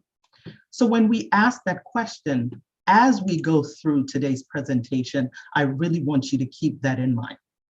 Multiple types of assessments where students will be afforded the opportunity to evaluate their own performance. Now let's think. I heard this in Dr. Gordon's presentation as well. Should students be given the opportunity to maximize their capacity? Should the assessment be designed to achieve optimal results, not from the instructor's standpoint, but from a student learning perspective? Rather than simply saying, it's a high stakes exam, I need you to pass this final exam, I need you to pass the Regents exam, the SAT, the GRE, any of the other capstone projects or assessments that we currently have in place. How are we now bringing the students into that mix? Rather than just say, here is the test, you need to pass the test. And finally, are we measuring really what matters? What are the items, what are the things that we are actually measuring? So I trust that you, as we go through this journey together, will be able to answer some of these questions or even come to a point where we want to reimagine that assessment. So why are we assessing? Why assess? There are two types that we really want to focus on today. We want to talk about assessment for learning, which is formative, and the assessment of learning, which is summative. So assessment for learning and assessment of learning. When we compare the assessment of for learning to the assessment of learning, we really want to touch on a few items. So in Dr. Gordon's presentation, he really talked about formative assessments and given quizzes and things of that sort, but let's take it a bit further. In assessment for learning, which is the formative assessment, we really give both the faculty and the student the opportunity to do a self-reflection. Those quizzes, those homework assignments, it gives us checks and balances. So we're checking the learning at different standpoints. It could be every week. It could be multiple times during a classroom session, but it's designed to assess the educator and the students in the improvement of that learning. Not just to say, I read the chapter, I did the homework, I took the quiz, and I got 100. What does that mean? Can you then turn that and be able to say, I truly understood what was being taught? It is used for continual feedback, descriptive feedback. As a matter of fact, one of the things that we do at Monroe with our online courses is we actually implement a formative assessment after each week. And what we do is we allow the students to tell us, give me 2 things that you learned this week that were vital, not just to your course, but to your life. How are you going to use these things in the future? We are preparing tomorrow's educators, tomorrow's workforce. How are we preparing them? And are we giving them the opportunity to see that it is now vital for them in the real world? So with those, with the ability for them to now self-assess, tell me, what is it that I can do to improve? Or what was in this week's lesson that I can now improve in next week? This gives now also the instructor the ability to tailor the lesson plan, to tailor the activities in ensuring that the students are getting all of the tools necessary for learning. So while we may give quizzes, discussions, whatever it happens to be, remember we are focusing on improvement. How can I do a reflection? How can I involve the student in ensuring that they have the best means possible for this assessment? When we look at the next, if you look on the right, where we talk about assessment of learning, the summative assessment. What have we learned to date? It's designed now to give us a type of information where the students will be able to say, hey, I got my A. And as I was explaining to Dr. Powell Wilson, is that a lot of our students, now Monroe College, we have a lot of international students as well as, students from the metropolitan area. We are located in New York City. We have a campus also on the island of St. Lucia. But at Monroe, when we really do our assessments, or when we think about summative assessment, yes, we have departmental final exams. We have exams that are based on certification, so they're mandated by that certifying body. So a lot of times those assessments cannot be changed. However, in courses where it can be, we can really tailor it to assist the students once again in, at the end of this assessment, what is it that we wanted to know? It is an assessment of your learning. So let's say, for example, if you're going for a state certified exam, such as nursing, yes, that is your tool for the assessment of that learning. If you're taking the SAT or the GRE to get into a college, that is an assessment of what they have learned throughout their high school career or throughout a specific time period. But once again, it is to achieve a particular grade. Whereas in the formative, I really want to see what else can we do in order to make changes prior to that summative assessment. In the summative assessment, if you notice, I said it doesn't always include the student. It doesn't always involve, because as I heard in some of the prior speakers, the test is already created. It cannot be changed. As we know with the SAT and here in the States, it's already created. Common Core in our K-12 system already created. The students must take this test in order to. It is an assessment of their learning. So I need everyone to pull your cell phones. So I know you all have one of these devices. Just grab your cell phone for me, and I just want you to open up your camera. And I'm sure you're aware of how this works. So all you have to do is point it to the screen. Oh, is there a question on the floor?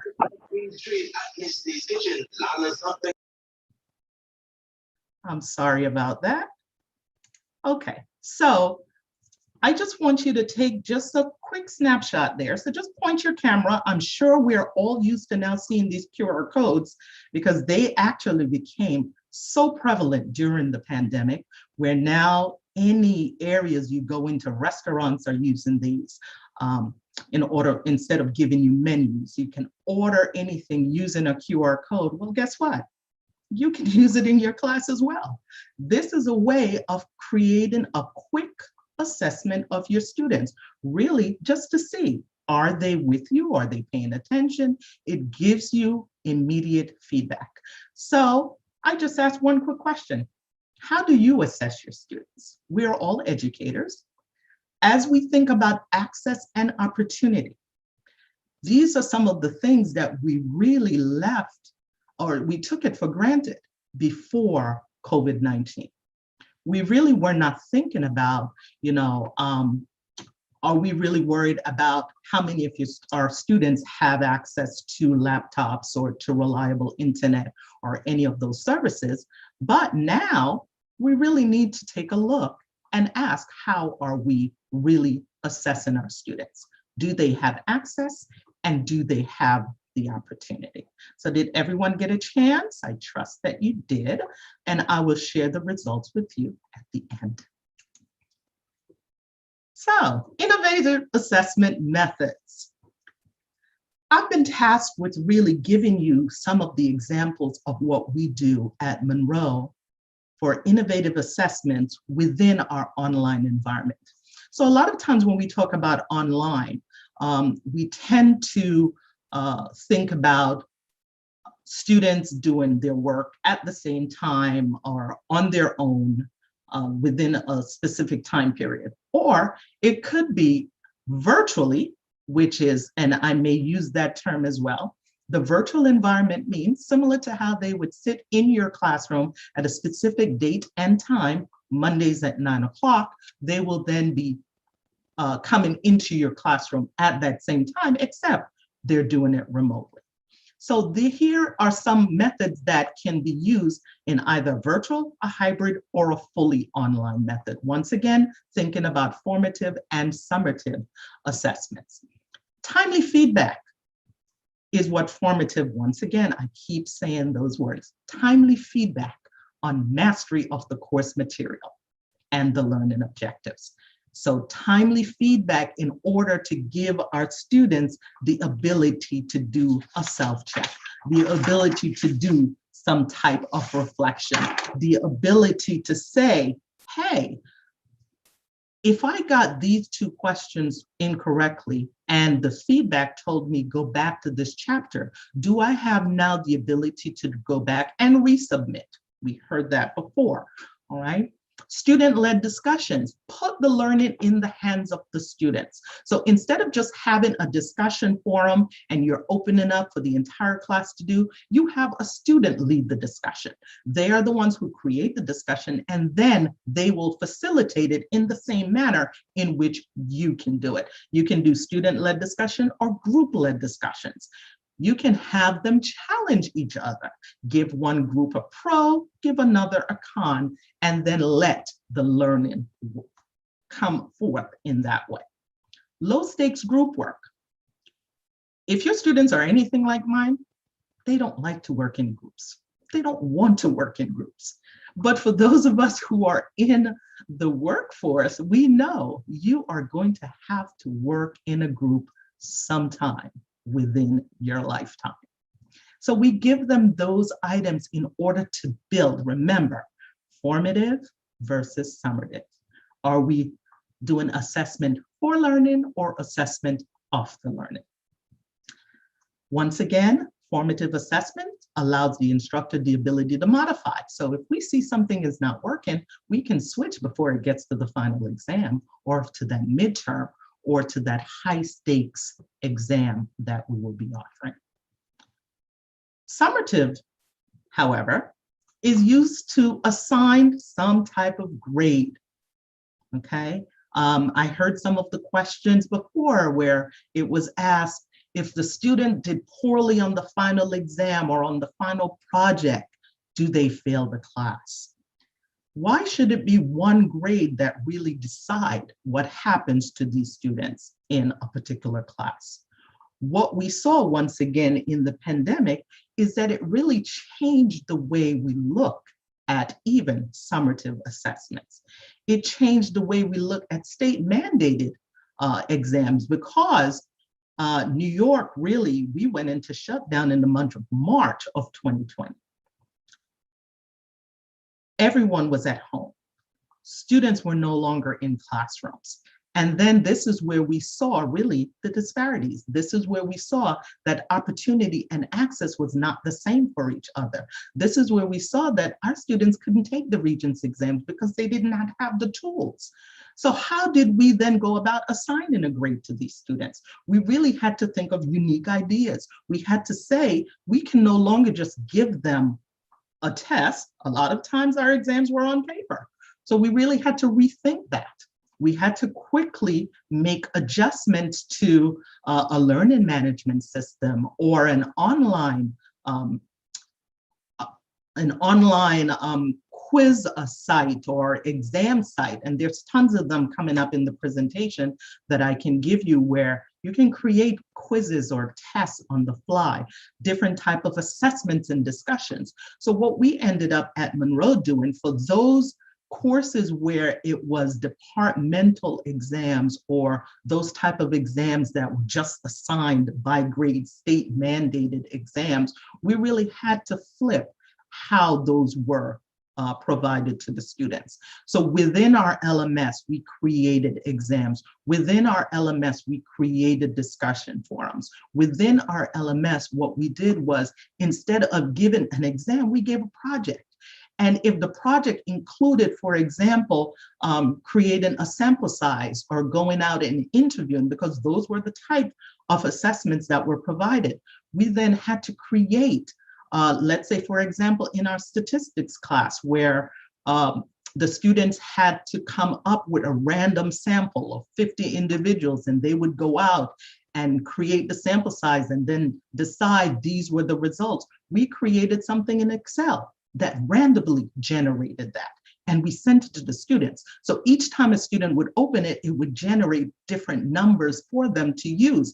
Now it became, you are using different tools in order to get to the same result. You're still doing the project, but we're allowing you now the opportunity to use different methods in getting to that project. We allowed them to do portfolios. Show us, based on the past 14 or 15 weeks, what have you learned?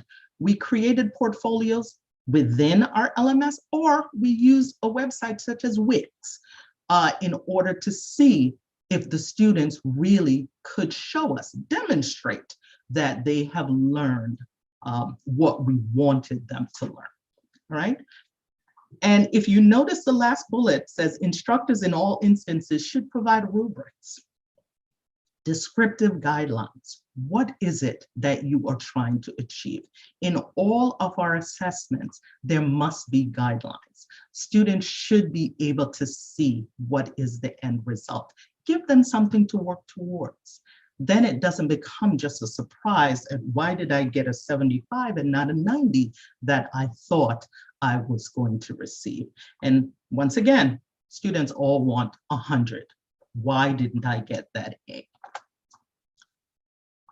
So in all that we do, we always keep in mind Bloom's taxonomy, because we want to ensure that our assessments are not just low stakes knowledge. So if you notice Bloom's taxonomy, knowledge, comprehension, application, and analysis of synthesis is really going low to high level, analysis being the high. A lot of our assessments are built up of multiple choice, true and false matching. Sometimes we may throw in a short answer or an essay. Okay, that shows knowledge. Comprehension says, now let me see you do something with that. Create a simulation for me. Create something that shows me a little animation. Create a tutorial that you can utilize. Application says, yes, I may give you a multiple choice short answer and essay, but can you then build it into a case study? Can you then use it within a game? And there are sites that allows the students to create, for example, one of the very easy one is to create a word cloud. So all of the various vocabulary that students may be learning within a particular course, we have them now create a word cloud. And from that word cloud, they have to do a presentation. It now becomes application of what has been taught in that class. Analysis and synthesis, once again, we're adding in the projects and the portfolios. We're adding in the presentations, of course, papers, virtual labs, any type of simulations. And this can come from either things on the web, free or paid, or it can come from also your publishers. So those of you who may be using Pearson or Mcgraw-Hill in order to do your textbooks, a lot of these companies allow the students to also use simulation and virtual labs. So here's an example, 3 different examples of assessments within our online environment. So if you notice, the first one points to a midterm exam. It is a timed exam. It has specific release conditions, and it is proctored. So we also want to ensure the validity of our exams. So that one is a traditional midterm exam that is proctored. The second example, however, is where the students are creating a 30-second video using a tool called Animoto. It gives them the ability to once again apply, show us that what you have learned over the past week, 2 weeks, 3 weeks, however it may be. Create for me a video, a life story using photo, text, and music. That's all. It showcases now the skills and allow the students to apply knowledge in a different way. And take a look at the final project at the end. It is a portfolio using Wix, W-I-X. Once again, free. These are all free platforms. Animoto is free, Wix is free, and once again, it allows the students to be able to showcase their learning in a different way. They are demonstrating that they have learned the tool without just taking an exam or a test. It is a different form of assessment in a digital portfolio. So you give them specific requirements, once again, a rubric on what is to be included within the portfolio, and then they can use their own creativity to say, these are the things that we want to be able to do. It becomes very subjective on the fact that the students can use their own creativity. However, based on the rubric is how the grades are applied. So as I mentioned, there are publisher-based tools that are available to you. These are just a few of what we use here at Monroe. Pearson MyLabs, Alex for our math students in order to demonstrate their knowledge. It allows them in either the MyLabs or in Alex to do simulations, to do all kinds of videos and games. And based on that, we can use those either for formative or for summative assessments. Mcgraw-Hill Connect is another example. These are built-in publisher tools that you can utilize in your classes based on the textbooks, of course, that you are using. If you are using open source, no textbooks, then you would go down to maybe doing interactive presentations using Kahoot or Prezi or Mentimeter. Quizzes similar to what we just did with the quick poll using FlexiQuiz or Poll Everywhere. Once again, giving the students the ability to participate in their own learning, 4 versus 2. And like we did with the QR code for our quiz, or even a scavenger hunt, something that we did during the pandemic in one of our classes is to allow, it was based on museums. So because we could no longer go to the various museums to look at the artwork or artifacts, what we were able to do was do a scavenger hunt online. So students could tour the museums virtually, and then based on that, create their own QR codes built into a presentation that allows us to now see that they completed the coursework and were able to apply that knowledge within a scavenger hunt. So in all that we are doing, you heard me mention online quite a number of times. We want to make sure that our tests, our assessments are validated. We want to make sure that there is no room for any academic integrity violations. So based on the tools that we're using, one of the first things you want to do is make sure that the students cannot simply Google the answers. If you are using test banks, please know the answers are out. All you need is one student to take that test and to share it with the rest of the world. Social media is wonderful, but it can also be a horrible, horrible event when it comes to education and the sharing of information. So please be sure when you are given any type of assessment, that is not something that can easily be Googled and the answer be found. Back in my day, we had crib notes. Now the students have Google. We also utilize a number of proctoring services. So when we're given those high stakes exams, when we're given those exams that are certifying in nature, we use proctoring services such as Examity or Proctorial or Respondus Lockdown Browser. These are all, they're not free. None of those proctoring services are free. However, if you do have some high stakes exams, this is some place that you can utilize. So Examity allows the students to take the test at their own time. They're open 24 hours a day, 7 days a week. So the students can schedule to take the exam. However, there is a live proctor on the other end. Proctorial is the same way. It is built into, so for example, Mcgraw-Hill has it built into a lot of their assessments. The students will be proctored as they take those exams. You as the instructor can decide whether you want to allow them to see the proctor or not. You can turn that on and off.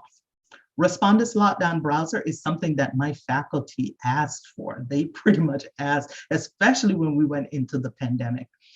They asked for that lockdown browser because it keeps the exam within your learning management system. It keeps the students from going out to Google or going out to any of the other websites in search of the answers. You may say, well, they can still do it on their phones.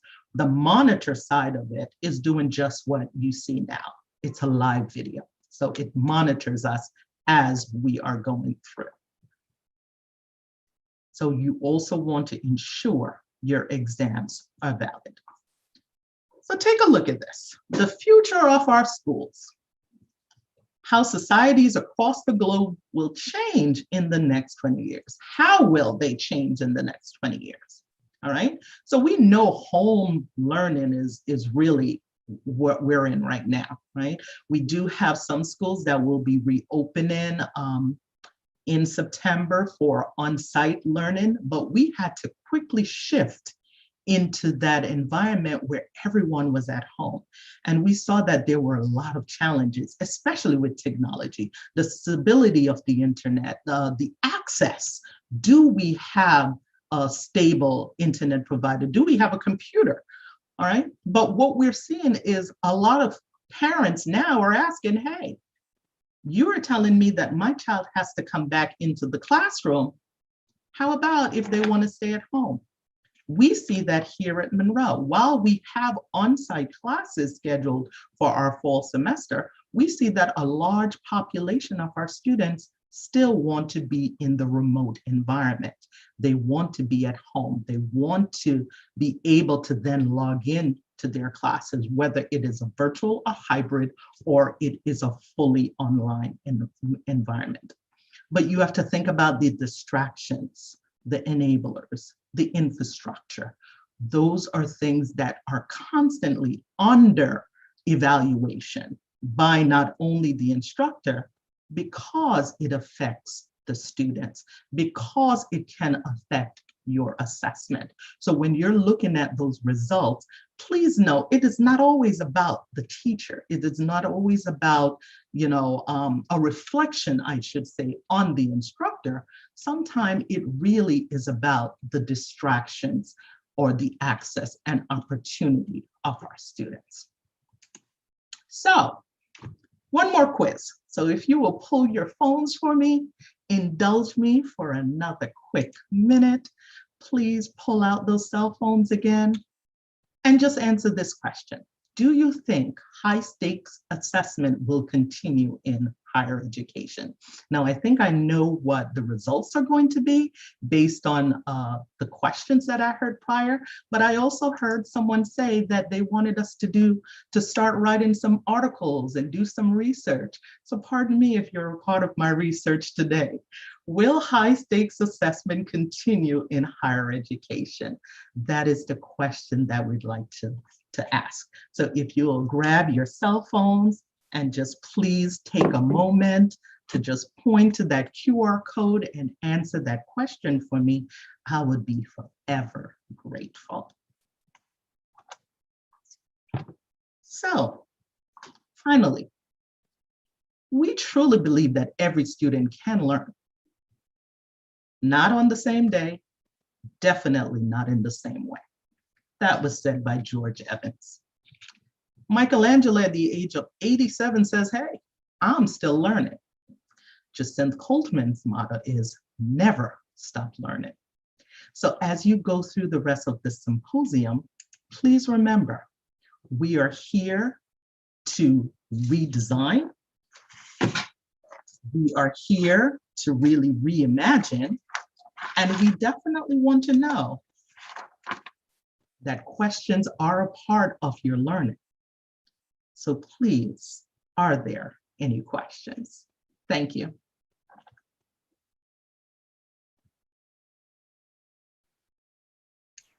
Thank you so much, Dr. Coltman, for that wonderful presentation. Quite a bit of it has resounded with me, and we are just checking to see if there are any questions coming in to pose to you. So just give us a moment, Doctor, as we check these. And if there are any questions, please, persons, faculty, members here, online, we're asking that you do send your questions in quickly. We are still working with a time constraint. We have a comment here from a Miss Audrey Reed. The presentation was nice. I must commend you on your applications of assessment tools and in making a comparative analysis of the different methods of assessment.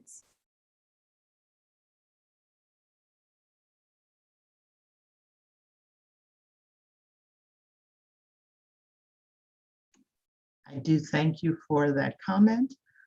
Just know one of the things at, just to be full disclosure here, when we went into the pandemic, one of the things that we really had to switch at Monroe was really the thinking of our faculty, because for those of us who taught online, it was no problem.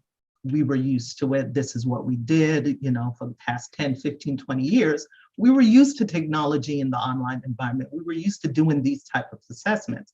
But for our on-site professors, for our faculty members who were used to paper, it became really a relearning. Just as we are expecting the students to learn new technologies and new tools, we also had to do that with our faculty. Our saving grace, however, is we do continuous assessment and we do continuous professional development.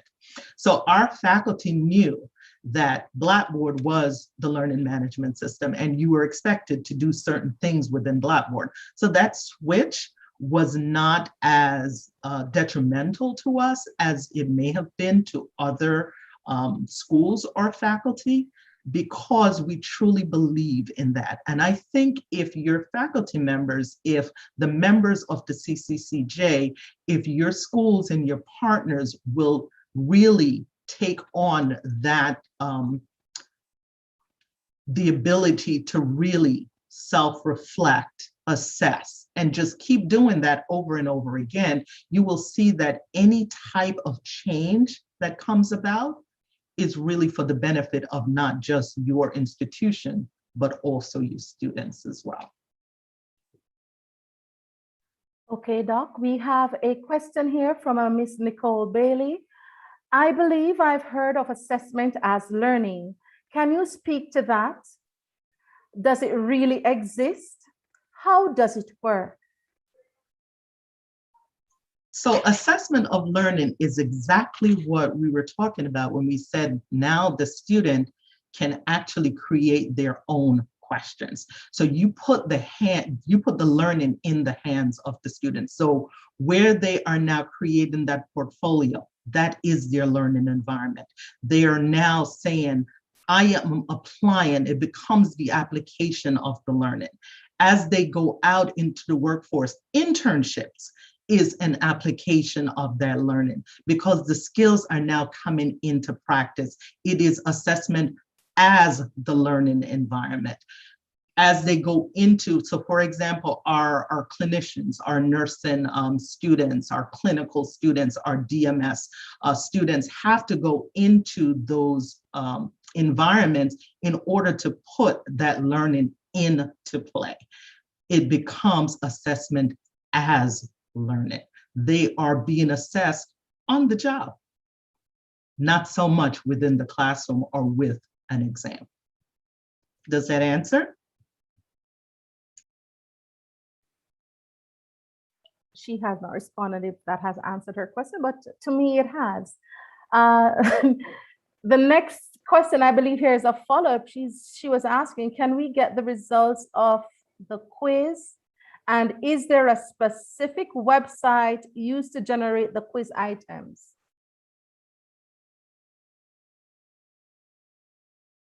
Yes, so the website that I used was just a quick website called FlexiQuiz, all right? FLEXIQUIZ, FlexiQuiz was what I used.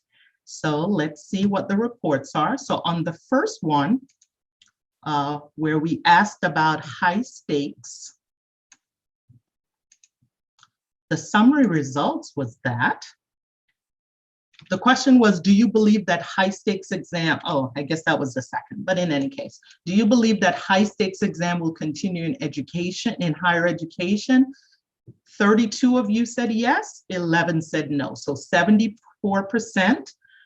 responded that yes, high stakes exam will continue, and 26% responded that no, it would not continue.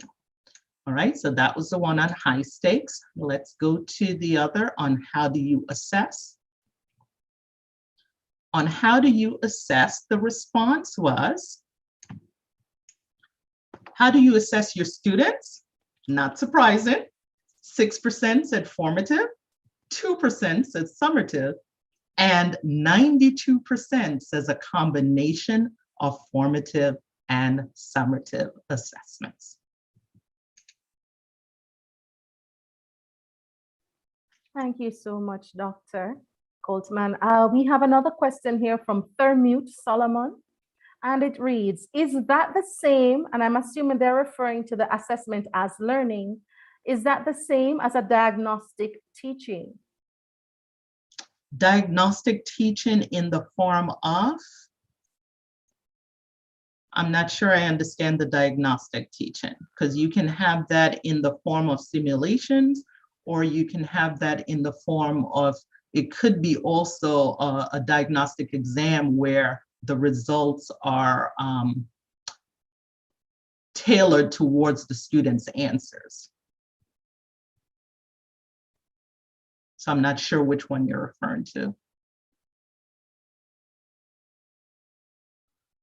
So if it is, it was not stated exactly, but I'm assuming that it was linked to the question before, where she was asking about assessment as learning. Right. So in the diagnostic, if you're thinking about a diagnostic exam as in a simulation, we have some exams where they are tailored based on the question prior. So depending on how the students answer a question, the second question changes. It randomizes based on the previous answers.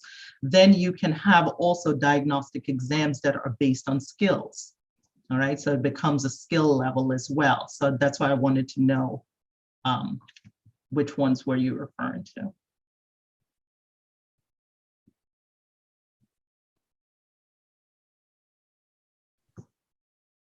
Okay, Doc, they have not clarified that. So I'm going to close off right here as I'm not seeing any more questions. So Dr. Coltman, I must thank you greatly for coming and presenting to us today. You have opened up our minds or refreshed some of us as it relates to assessment of and for learning. Thank you for the participants who did, pardon. I have a comment here, Doc. I'm going to read it before I finish. It says a well-timed, executed, and comprehensive presentation. The question here from a Shane Taylor is, what was your approach to getting stakeholder buy-in? So support from your administration, teachers, students, etc. So I must give definitely all of the accommodation to the college as a whole. As you know, this is my 27th year at Monroe, and I think I've had the full support of administration when it comes to technology integration. The faculty as well, I guess over the years, have allowed me to try new things, really. So I've never had any issues with getting the buy-in from administration, the faculty, or the students. I usually do a pilot before I roll out any of the tools within the college. So for example, anything that we utilize within the classroom, I will ask for volunteers to pilot it within their classes for a semester. And then based on that pilot, I then will roll it out to the college community as a whole. So I usually get stakeholders from the online environment, from the on-site, the on-ground classroom environment, and also in the hybrid model to test out any of the tools that we will use. So for example, Respondus is one of the newest ones that we brought in, and that was brought in during the pandemic, and that's exactly how we rolled it out. We rolled it out the semester prior with the online and some volunteers from the on-site community. So once it was then rolled out, during our spring and our fall of 2019, 2020 semester, it was open to the entire college. Thank you for that response, Dr. Coltman. We have a request here. Someone would like you to share the assessment tools again. Sure. So I will send the presentation to Dr. Powell Wilson so that, you know, just because time of the essence, and I know there's another presenter. So I will share the entire presentation with Dr. Powell so that she can then disseminate it however necessary. Okay. And I will put, you know, you guys can share my email address in case anyone has any questions or if I can assist you further. Thank you so much, Dr. Coltman. We sincerely appreciate you and the time out that you have taken. And we thanks to all the persons who posed questions. And thank you, the audience, for being the kind of audience that you were. Thank you again, Dr. Coltman. Do have a wonderful day. Thank you. Thank you very much, Ms. Gail and Dr. Coltman. Again, another inspiring, interesting presentation. Colleagues, we are trying to catch up with time. Well, we can't catch up with time. We are trying to see how we can manage the time as efficiently as possible. So I'm giving 2 minutes for you to stretch again while Mr. Cox and Dr. Harrigan prepare to do the next presentation. Mr. Cox is the moderator and Dr. Harrigan is our presenter. So please take 2 minutes to stretch. So we'll come back at 10:38.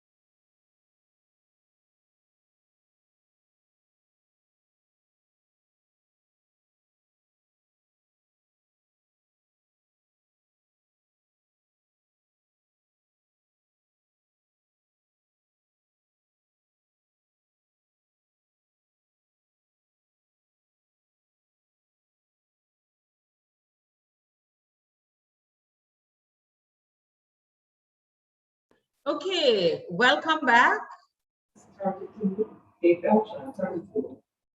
Great. Before Mr. Cox comes in, just want to remind our audience that we invite your comments, your questions, your queries in the chat. Type them in the chat and we'll feed them to our presenter. That's one. Two, reminding you to register for the symposium. Why do you need to register? So that you can get your certification. To get your certification for attending the symposium, you must register. And at the end of the symposium, that's tomorrow, we will post some questions and you respond to those and you get your certification. So over to you, Mr. Cox. Thank you very much, Dr. Powell Wilson. Good morning, colleagues. Mine is the task to introduce our next presenter in person of Dr. Gastrid Harrigan. He is a principal at Broward County Public School and an adjunct professor at Broward College and Colorado State University Global. He has over 17 years of educational experience, ranging from K-12 classroom, undergraduate, and the graduate level teaching to school-based administration and principalship. He frequently speaks at national conferences about leadership, curriculum, school culture and climate, social emotional learning, and trauma-informed practices. Previously, Dr. Harrigan worked as a high school math teacher and assistant principal at the elementary, middle, and alternative levels for over 17 years. Prior to education, he worked in the engineering field, labeled as an at-risk student and retained for 2 years. He overcame personal struggles and setbacks to graduating in the top 5% and pursued an engineering degree with a full academic scholarship. He holds a Bachelor of Science degree in Electrical Engineering and a Master of Science in Educational Leadership, K-12, from Florida Atlantic University, and a doctorate in education in administrative leadership for teaching and learning from Walden University.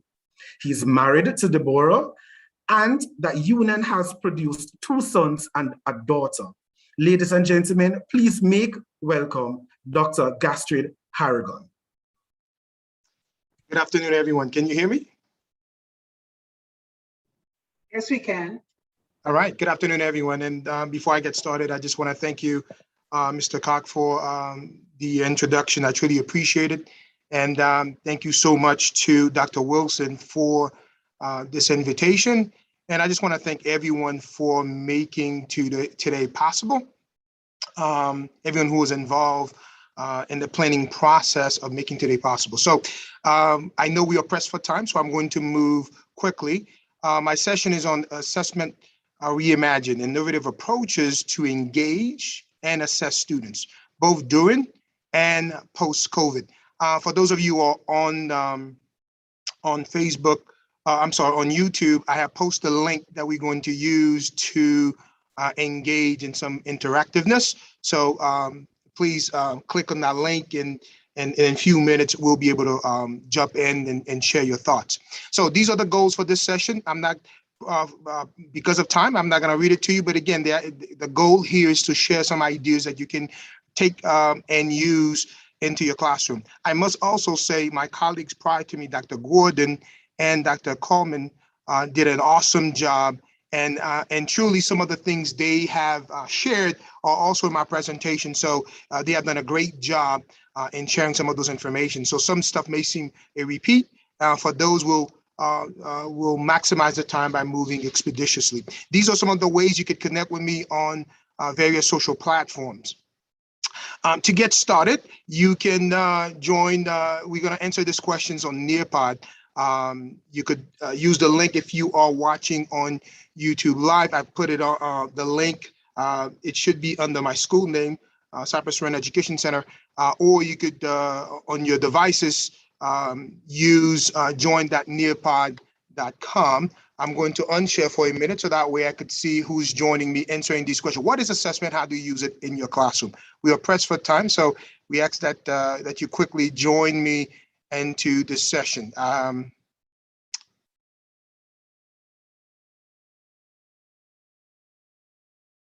Do we have any participants?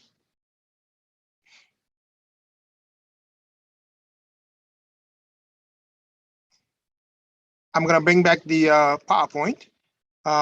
Again, just share your thoughts. We are pressed for time, about a minute. I would like for you to share your thoughts. What is assessments? And I know we've heard about it today.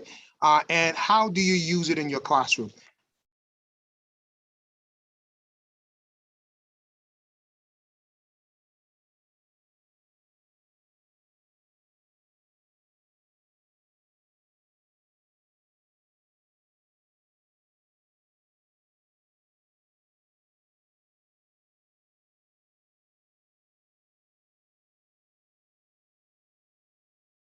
Anyone?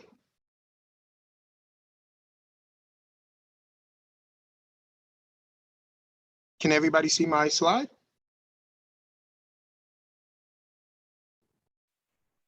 Yes, we can. Okay. All right. Hopefully you are able to log in. I don't want to take too much time. But again, this tied to at least using Nearpod ties to some of the things we'll be talking about. Because again, as I was preparing, I'm here in Florida. I am from the islands, not necessarily Jamaica. I'm from Haiti, but grew up here in the US, came here when I was 10. One of the things, as some of my predecessors mentioned, is that during this COVID, whether it's in the US or in the islands, our students are pressed, and we can use some of these assessment tools to really try to engage our students. That's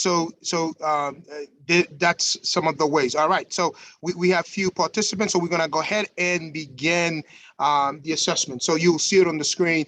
Again, those are some of the ways as a professor, as a faculty meetings, you can use Nearpod to really get right feedback, because sometimes as a college professor, whether it's at Broward College or teaching virtually online, sometimes we are wondering, is our students are paying attention? That's one of the ways we can use the discussion format by allowing our participants or students to share. So what is assessments?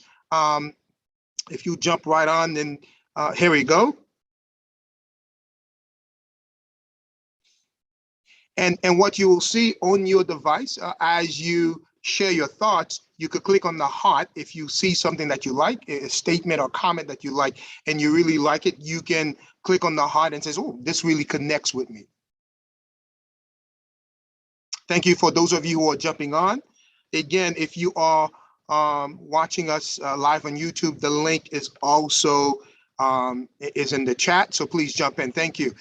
Again, as you type, again, if you like what you read, just click on the heart as a way of saying, you know what, this connects with me.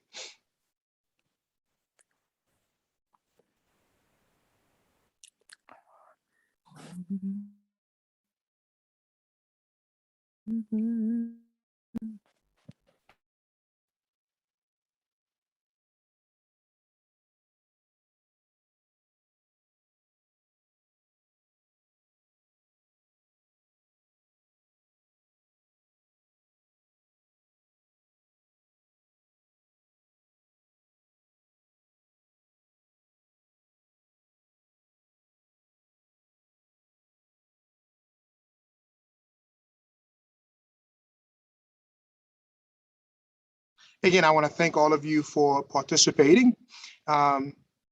You can post more than one assessment. As you will notice here, I am not necessarily showing the names, but as you just saw with a click, I could see who's responding and who's not responding.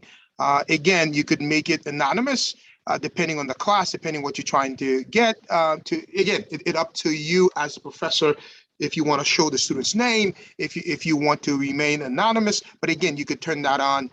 You always can see in the background as the professor or the teacher. But again, thank you for all of you for participating. We're going to move to the next question because of time. Again, your screen should refresh. And now, how have you used it in your classroom? Again, there are many and there are different type of assessments, which we'll get into, which Dr. Coleman and Dr. Gordon did an awesome job sharing the various types of assessments and how you can use them to really measure and assess how students are doing. Again, we'll just wait for a few minutes to get some feedback.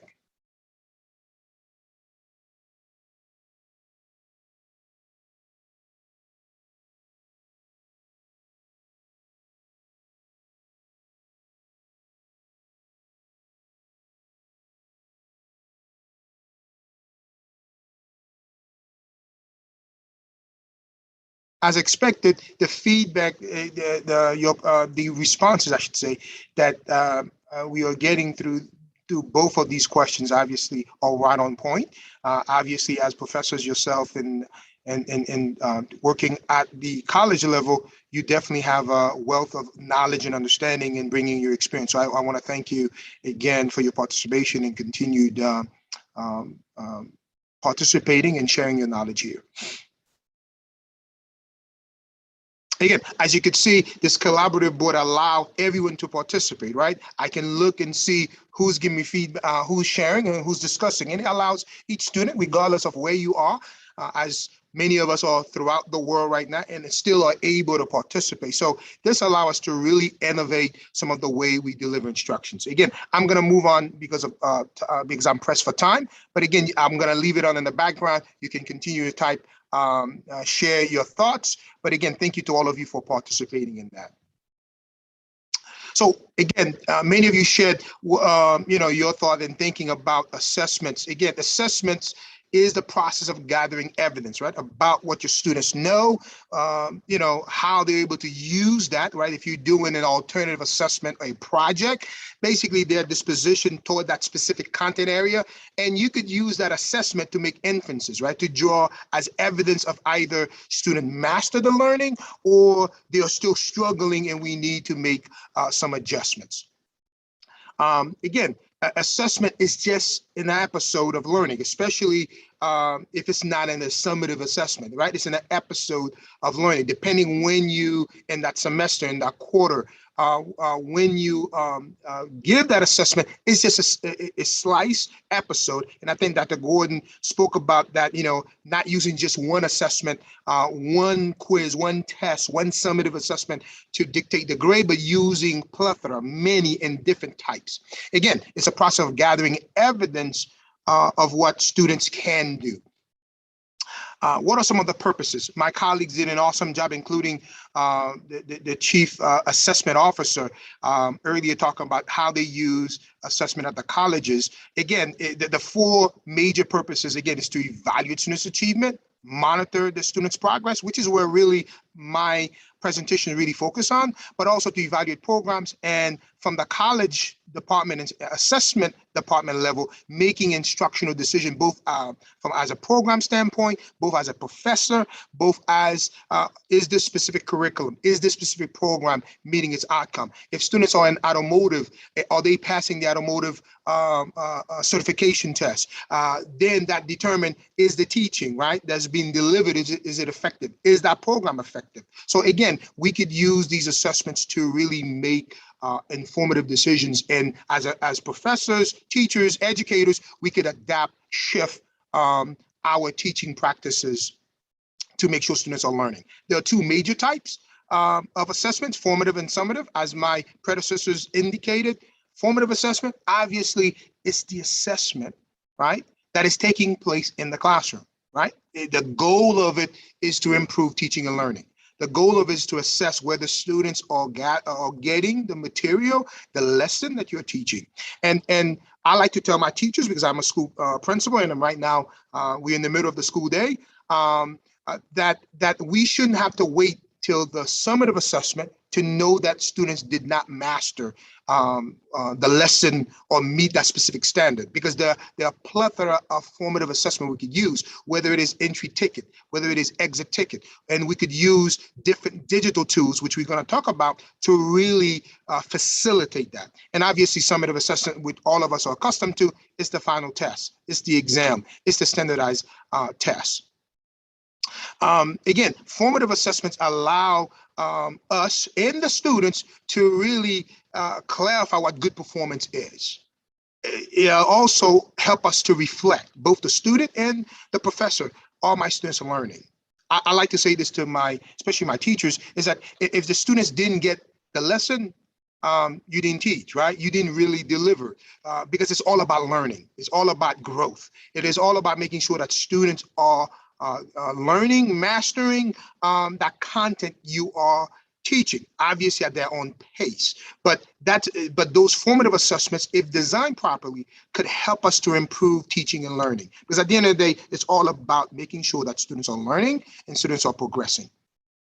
And even as a college professor teaching at both the bachelor's teacher education program and at the master's, those formative assessments allow me to assess, how am I doing as a professor? Are students really getting the material I'm teaching? And summative assessments allow us to assess, obviously, right, students' knowledge and competency based on the desired outcome, right? It allows us to draw, especially at the institutional level, at the assessment department could use that information to say, hey, is this curriculum, is this program, is this professors really, are we really learning? I think both Dr. Coleman and Dr. Gordon talked about that. Is our assessment aligned to what we are teaching? Right? Students could go through a class, get an A and fail the summative, fail the standard. So that means that the rigor in our class, rigor does not necessarily mean more difficult, much harder, but at the level we are teaching, right? When we talk about depth, when we talk about Bloom's taxonomy, or even if we move to Webb's depths of knowledge, right? The level we are teaching may need to elevate in our own classroom to make sure that we are preparing student for those summative assessments. So alignment becomes very important. Now, to move, again, I'm moving a little bit quick because I know we are pressed for time. But the idea is that whether when I was in school, both at K-12 and higher ed, that the kids that we have in front of us, whether it's at the college level, whether it's at the K-12 level, we really need to think about moving from paper, pencil assessments, right, to more a digital continuous assessment process, right, as part of the teaching learning strategy in this digital age. Whether it's in the islands or in the state, all of our students have access to technology. Majority have a smartphone. How are we, and majority of them watching YouTube video on Facebook, on social media, how are we using or playing video games, right? How are we tailoring our assessment to ensure that we are meeting their needs? And how are we moving, there's nothing wrong with paper and pencil assessment, but how are we adapting our assessment to catch up with them? Because they're already taking assessments, various assessments on their cell phones or on their laptops. So before we move forward, jump back into Nearpod, and I wanted to know your thoughts. What are digital assessment tools, right, from your perspective, and how can you use them to engage and assess students in your classroom? So let's jump back to Nearpod and share your thoughts.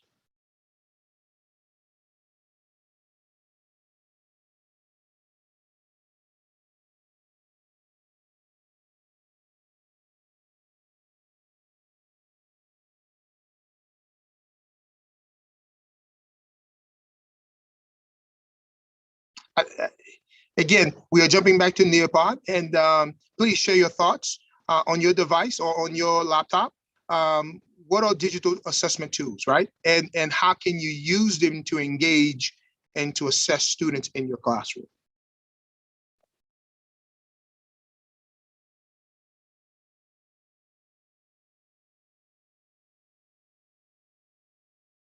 Thank you so much for sharing.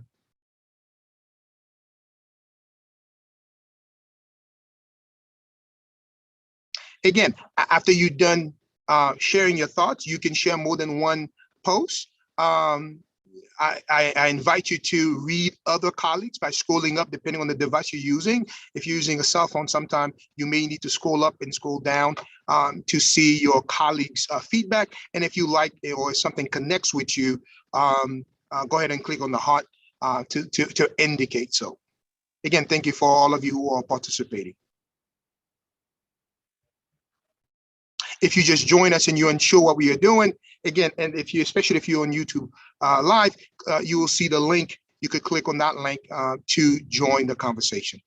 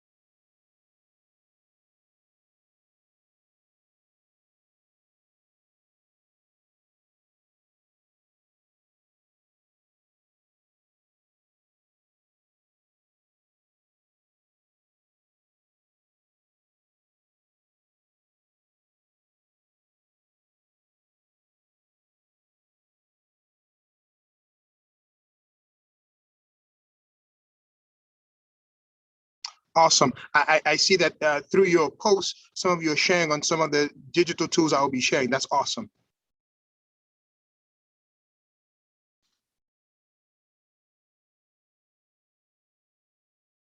Again, thank you so much for all of you who are participating and sharing. Don't forget to, when you're done typing, to go back and read some of your colleagues' posts. And basically, again, if something you like, if something connects with you, feel free to click on the heart to indicate so.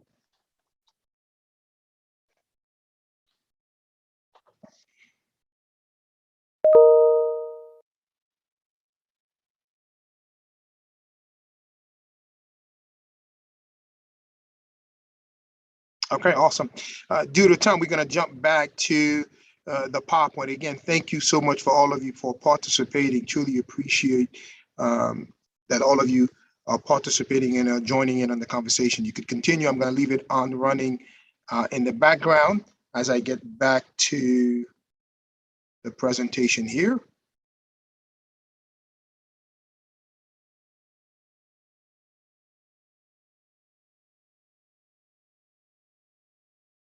All right, having some technical difficulty here. You know, you always have to have some technical difficulties.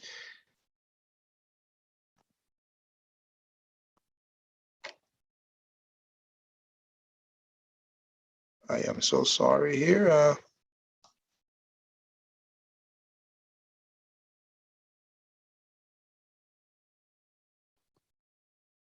I'm going to unshare and reshare. I don't know what happened, but again, thank you for your patience. I'm not sure what happened, but it seemed like we are back on. Thank you for all of you who participated. Truly appreciate it. All right, so some of you already indicate some of that. I'm not going to read everything out to you, but what are some of the benefits of digital assessments, right? It provides variety, and it's really authentic assessments, right? And you are able, depending on the digital tools you use, to adapt your feedback. It allows you, give you some level of choice and timing. Especially with COVID, students, it could be live as I'm doing it now, as you deliver your lecture and you teach, or you could set it up where it is self-paced. Nearby that we are using, it can also, the same questions can be self-paced. Students could log on at a different time and be able to provide and be able to participate and share their thoughts. Also, you get immediate feedback, both from students and also giving some of that feedback to students, especially if you set it up to grade automatically. It's an opportunity for peer and self-assessment, and I would say reflection, right? And that is the key thing, as some of my predecessors, some of the presenters before me indicated, providing that immediate feedback so that students know how they are learning, how they are progressing, and how they are meeting your class specific standards and learning and progressing in the lessons. So these are some of the benefits.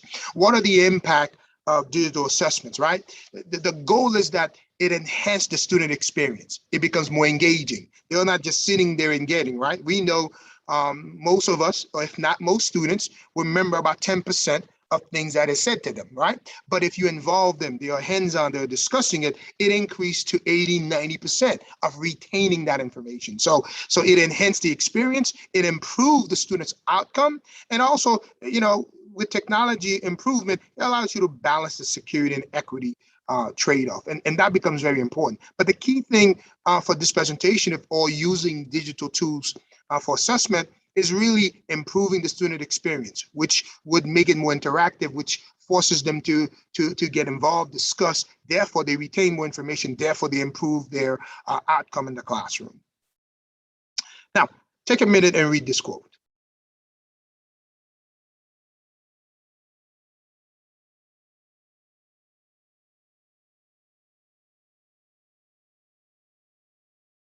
I wanted you to read this because, again, human beings differ from one another, right? And there's absolutely no reason to teach and assess all individuals in an identical way, right? All of us learn differently, right? While if you heard in my biography, I stayed back twice. part of that reason was because I was a different type of learner. So as I matriculate through K-12 education, I realized I learned a little bit different. It had to be hands-on for me. I had to use it, I had to apply it, right? So every student in your classroom learn a little bit different, especially the type of learners we have today. They are really digital natives, right? While most of us are falling to the technology or afraid of the technology, most of the students we have in front of us embrace it. In fact, most of them were born during this technology revolution. So it's important that we differentiate how we assess, how we provide formative and summative assessments. I know I logged in and I was listening earlier. There may be some institutional constraints in terms of certain assessments are supposed to be done in a specific way, but those are summative assessments, right? Those are assessments that are happening at the end. But you have within your power, within your classroom as professors, the ability to create and adapt your assessment. So as we move with this, innovative ways to engage, innovative approaches to engage and to assess students during and post-COVID, I want to just focus on digital assessments, and hopefully I'll also have some time to talk about how we're meeting students' social emotional needs. So these are the 5 ways I'm going to share. You don't have to write all of them down. I will share the PowerPoint afterward. But this quote is very important. When teachers know their students well, whether it's at the college level or the K-12, right, they can build strong connection that leads to better learning. Knowing students' interests, strength, and weakness allow you, the professor, to tailor that learning experience, right? By knowing your students based on your content you're teaching, based on the levels of students, based even on the age of your students, right? You are able, by knowing that information, you are able to tailor the learning experience, the formative assessment, even to a certain extent, those summative assessments that are within your control. There's more within your control than you think. Let's not focus on the summative assessments that has to be given for the college level, but let's focus on those you use for grade in your classroom, right? Those you have power over to a certain extent, and you can adapt them, shift them to really provide choice, to really allow different learners to demonstrate their learning in a different way. We all doesn't have to necessarily do a PowerPoint. We all don't necessarily have to do a quiz. It could be demonstrated in different ways. All right, Google Forms. And most of you probably knows about Google Forms, so I'm going to move a little bit quickly. Designed by Google, obviously. It was designed for surveys, but it has evolved into teachers and professors. I've used it for quick quizzes, for even summative assessments. It's very quick. It's very user friendly. You could use different types of questions, and I'm going to quickly show you the video. Let me know if you can't hear the video. Can you hear it? Google Forms are a really easy way to get information, understanding, and opinions from students, parents, and teachers alike. To create a Google Form, all you have to do is click on New. If you cannot hear the video, please let me know. You'll be presented with an edit screen that looks like this, where you can choose a title. You can choose lots of different types of questions, from multiple choice to paragraph text. You can also add in images and videos over here. When your form's ready to go, you can send it out by pressing this blue button down here. You have a few options. You could either send a web link, you could email students directly, or embed in social media or on another website. The best thing about Google Forms is it all automatically comes back into a Google spreadsheet for you. This is an example exit ticket that I made at the end of a bid maths topic. So it lets me know immediately which students did and didn't understand the lesson, gives a quick run through of some answers and also some further questions. Even better, Google automatically creates a summary of your responses. So for the visual ones amongst you, you can easily see which answers were the most popular.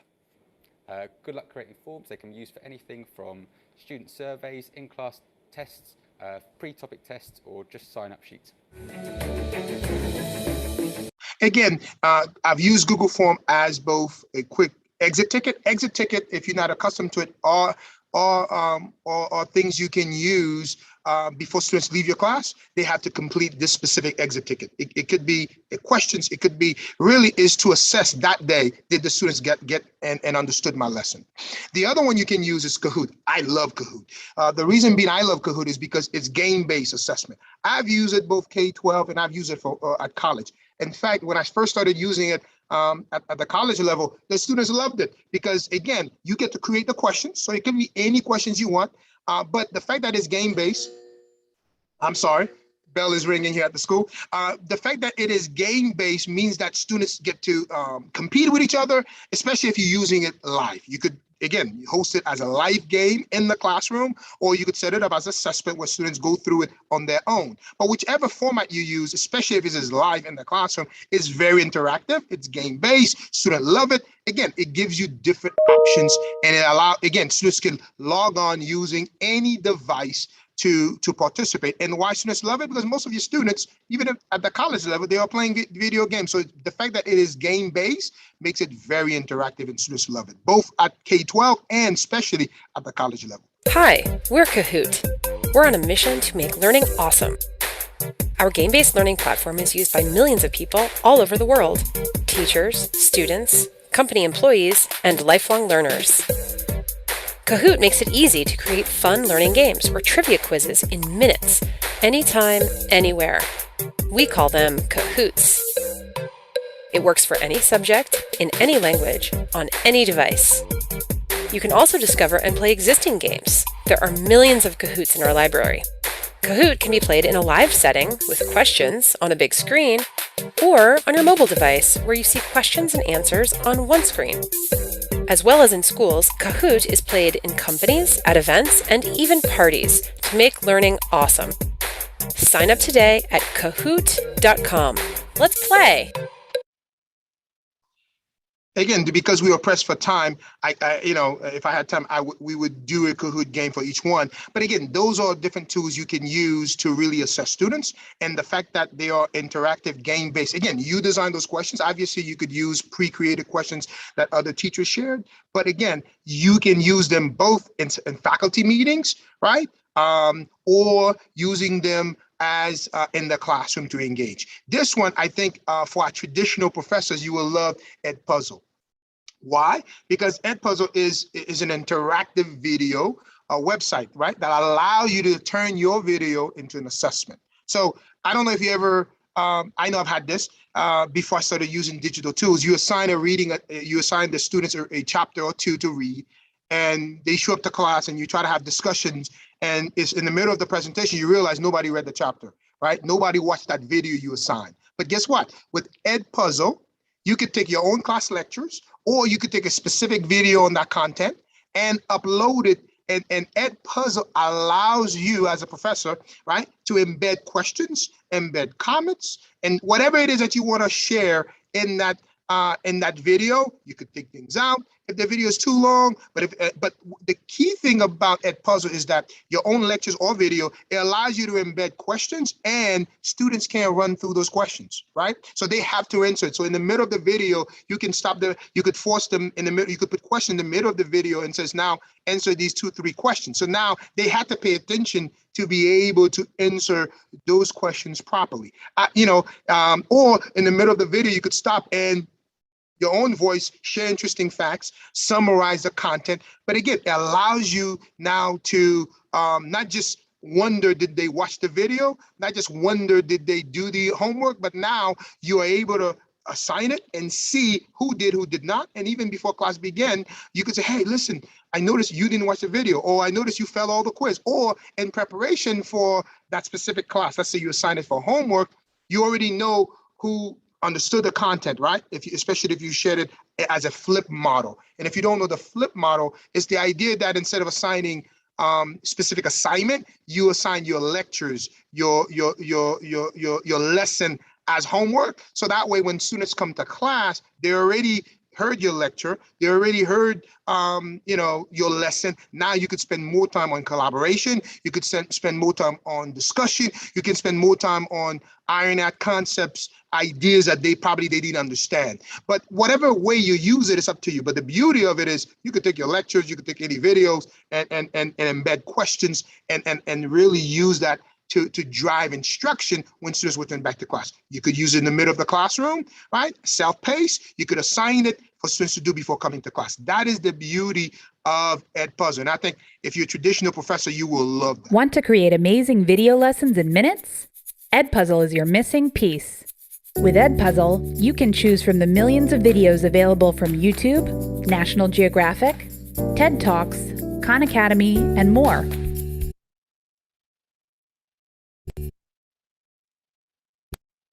You can also reuse ready-to-go video lessons made by other teachers or upload your very own teaching video. Then, use Edpuzzle's video editor to create your perfect lesson. Embed your own questions to check your students' understanding, cut sections to show your students only the most important parts of the video, and even record voiceover so you can explain concepts in your own words. Once you've finished, you can assign it to your students in just one click and prevent skipping to make sure your students don't miss a thing. When you want to check in on your students' progress, use Edpuzzle's hassle-free analytics to get all the information you need. See who still needs to watch the video, what your students responded, and their total scores. So remember, with Edpuzzle's free platform, you can make any video your lesson. I see in the chat as we were watching the video, can you use this for grading? You're the professor, you're the teacher. You could use it however you see fit. It's a formative assessment. You could use it to reteach. You could use it as assessment. It's really up to you how you use it. The idea is to differentiate, is to really move from the paper and pencil and embed some digital tools. Nearpod, I'm going to move quickly with Nearpod because we're running out of time. Obviously, most of you are participating right now with Nearpod, and we have one more coming. We'll use it one more time before I end. But again, I'm not going to show the video for this one because of time. But again, I love Nearpod. Nearpod allows you to do everything I just showed you within Nearpod. You can upload your PowerPoint and embed the videos right in Nearpod. Do it as a live. Like we've done this afternoon, or you could assign them. And Nearpod is awesome. It provides, again, plethora of ways to assess, whether it's a short quiz, whether it's poll, whether it's survey, whether it's game, whether it's a competition, whatever it is you want to do, Nearpod allows you to do it. I will just be honest with you, I love Nearpod. Because of time and we are using it, I'm going to fast forward on Nearpod and focus on Flipgrid. Now, Flipgrid is a video discussion platform. Now, the difference between Flipgrid and Edpuzzle, where you upload your video, Flipgrid is a little bit the opposite, right? So let's say you're teaching a class and students have to log into the learning management system, Canvas, D2L, Blackboard, right? And they normally type their response. With Flipgrid, students, you could post the same question, the same topic, and now instead of typing it in, they can turn on their camera, right, and record that video live. So now you're hearing them explain it, and you could set the time for how long those video responses could be, right? It could be 60 a minute. You could do it for 5 minutes, 2 minutes. It's up to you. But the whole idea is that students are still responding to the prompt, still responding to the questions, but now they're recording themselves. And they are able now also to respond to other colleagues in the classroom, right? Because they can listen to other students respond like you would do in an online discussion formats, right? And see how they are getting it. Instead of you not getting any feedback in the classroom, nobody's responding, they all now have to turn on their especially if you are, due to COVID, you are remote, or you assign it as a homework or as an assignment instead of typing. That's another way they can respond to whatever it is, the prompt you have, but make it video based and share it. And obviously as a professor, you can go back, listen, see who understood it, provide feedback, provide, if you want to use it as a grading, it's up to you. I love it because it allows me to hear the students' response in a different way. Because sometimes, especially if we're in the remote or online, since I teach online, I don't know who's typing those responses, right? Is it their spouse? Is it their friend? But now because they have to be on camera, right? And they have to respond on camera, I know it's their response. I know whether or not they have depth of understanding based on their response, based on the response they're providing. Let's watch this quick video. Welcome to Flipgrid. Flipgrid is a simple, free, and accessible video discussion experience for pre-K to PhD educators, learners, and families. In Flipgrid, educators post discussion prompts and learners respond with short videos. To get started, go to flipgrid.com and click Educator Sign Up to create a free Flipgrid account with Microsoft or Google. Once you've signed up, start the discussion by creating your first topic. Your topic can reflect on a chapter of reading, demonstrate an exercise routine, share a hypothesis, anything. I'll make this as simple as share one of your favorite discoveries. Add anything you want your learners to review prior to responding, such as links and videos, to foster enriching inquiry. You can also set the maximum recording time and choose to moderate your topic, meaning video responses will be hidden from your community until you approve them. Your topic is private to your learning community. Add the email domain of your learners, that's everything after the @ symbol in their email, or create a student list for younger learners. Add a guest password if you want to invite families or experts into your discussion. When you're ready, share with your learning community. All they need is this unique code. They can enter the code on the free Flipgrid app or on any computer with a webcam via the Microsoft Edge or Google Chrome browser at flipgrid.com. You can also copy and share this Flipgrid join link wherever you connect with your community, including Microsoft Teams, Google Classroom, and Remind. After clicking the unique link or entering the code, your learners will log in either with their Microsoft or Google account or the ID you created for them. Once in, they can see your prompt, access the text with the powerful immersive reader, and when they're ready, click record to add a video with the simple, fun, social media-style Flipgrid camera. Share these steps with your community by sharing the Getting Started Students video. For more ideas on how you can use Flipgrid, check out this video series. Again, Flipgrid is a wonderful way to differentiate and provide a different way for students to share what they know. Well, read this quote because we are pressed for time. I'm going to quickly read it for you. But technology enable assessments, right? Practices allow the practitioner to interact with learners in ways that would otherwise be impossible due to pressure of time and numbers. You may have a large classroom, whatever those challenges or constraints are, the digital tools allow you to really interact in a way that is very interactive and engaging. Now, I would like you to take 30 seconds and read this quote yourself.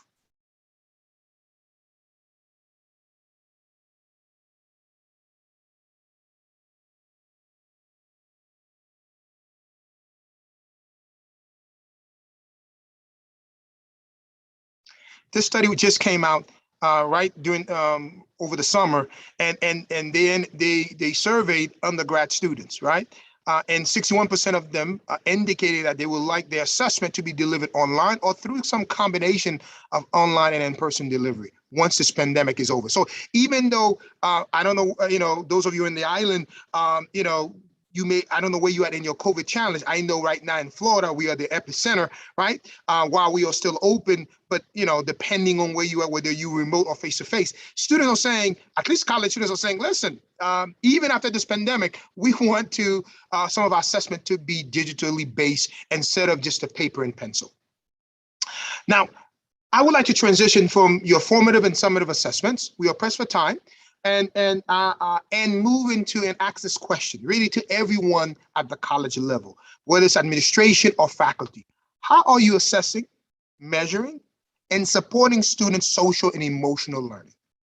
Now, all of us have been impacted emotionally, socially, psychologically through this pandemic. How are you using your non-academic assessment data, right? The data that says the number of students who are homeless, the data that says that the number of students who can't get online because they can't afford, they can't afford a technology, the laptop or Wi-Fi. Or I'm struggling to eat. How are you using that data, right, to meet their needs? Non-academic data, right? So when we talk about SEL or social emotional learning, it's the mindset, it's the skills, it's the attitude, right, that students need to succeed in life. And I like to say it this way, that most students, or most employees, I should say, I was having this conversation with a couple of, I'm the chair for my principal group. I lead the principals, about 22 schools in our cadre, we call it, and I lead that group. And when one of the things I was saying to them is that when you think about it, most faculty, most teachers don't get fired because of competency, but they get fired because of lack of social emotional skills, right? How you respond to pressure on the job, how you respond to challenges on the job with colleagues or even with administration. Those core skills, faculties need them. And guess what? The students need them, right? So why is it important? Social emotional development leads to higher academic achievement. The reason why I'm bringing it up is because if we don't provide an environment in our classroom or in our college campuses to meet those needs, then students can't really do their best because they are struggling on a personal level, right? We can't meet all of their needs, but how are we fostering that environment, that inclusive environment in the classroom or throughout the college campuses to meet those specific needs? We don't have time to go all into this. I'm a big believer of this. I'm a Castle School, but these are the 5 core areas, right? Castle, which is one of the organizations that provides material and research around social emotional, right? How are we helping students and faculty become more self-aware, help with their self-management, social awareness, right? Relationship skills and decision making, right? Those soft skills that oftentimes we overlook. But really, when a professor moves from university to university, college to college, a lot of times they blame the college, right? But really, is it really the college? Or is it you who don't know how to use those core skills to navigate that community, to navigate that environment? Because I see that we are pressed for time, I'm not going to jump into the survey, but again, we are going to jump back and use the survey portion, not the discussion portion, but the survey portion about what is your strongest and weakest area. We're going to move forward because of time, but again, just think about that as I move forward. Which one of these areas is your strongest and which of these areas you need work on? Now, to wrap up my presentation, both to the administration and to the faculty, there are 2 areas I would challenge you that you can do tomorrow. Self-care days, right? Or mindfulness activity. And I'm challenging everyone to have faculty and staff self-care days, right? You'll see on these pictures, I'm down here, somewhere over here, right? That's me down here, but those are my staff here. How are you meeting staff needs? I like to say this, and I believe it applies to the college level. I like to say this, if I don't feed my teachers, they're gonna eat my kids. Let me say this again. If we don't feed the teachers or the faculties, they're going to eat our students. What does that mean? That means that if we are not creating an environment at the department level, at the college level, to meet and create a community of learning, to meet their needs, right?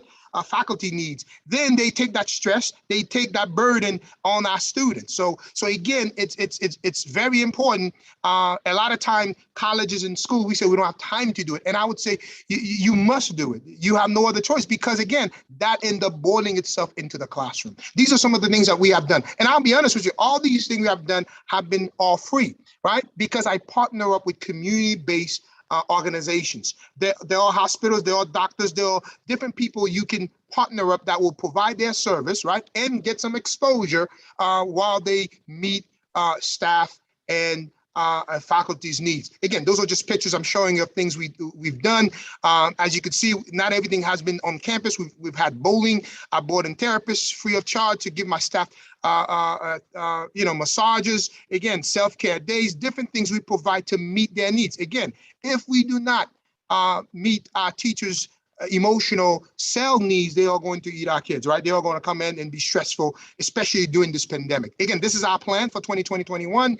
As you could see how we do it. Even when we were on lockdown, right, we had cell because people were stressed out with COVID. There isn't a day that goes by somebody's not quarantining on my campus. So this is online, and this was a simple thing about reflecting on what you value the most: family, friends, whoever your network is. So you can do this even in the virtual world.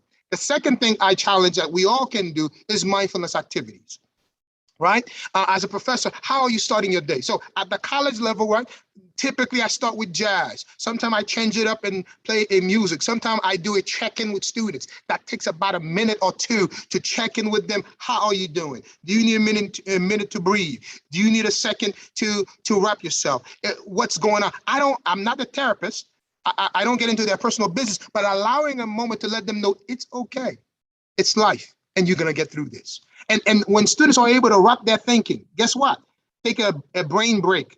Take a moment to just share maybe with a colleague or classmate. Then now they're able to focus more on the teaching and the learning. You could do rapid check-in with your student. Again, don't say, well, faculty members, well, this is for the counselors. No, you can do this in your classroom. It will take about a minute or two, right? To just check in with your students, just have them self-reflect. They don't have to share. Now, to end, because I was trying to, I see that I'm over time. right? I would like you to read this quote, right? Take a minute and read this quote.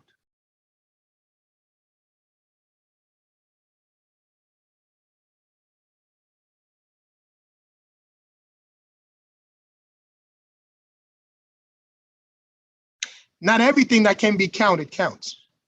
Not everything that counts can be counted.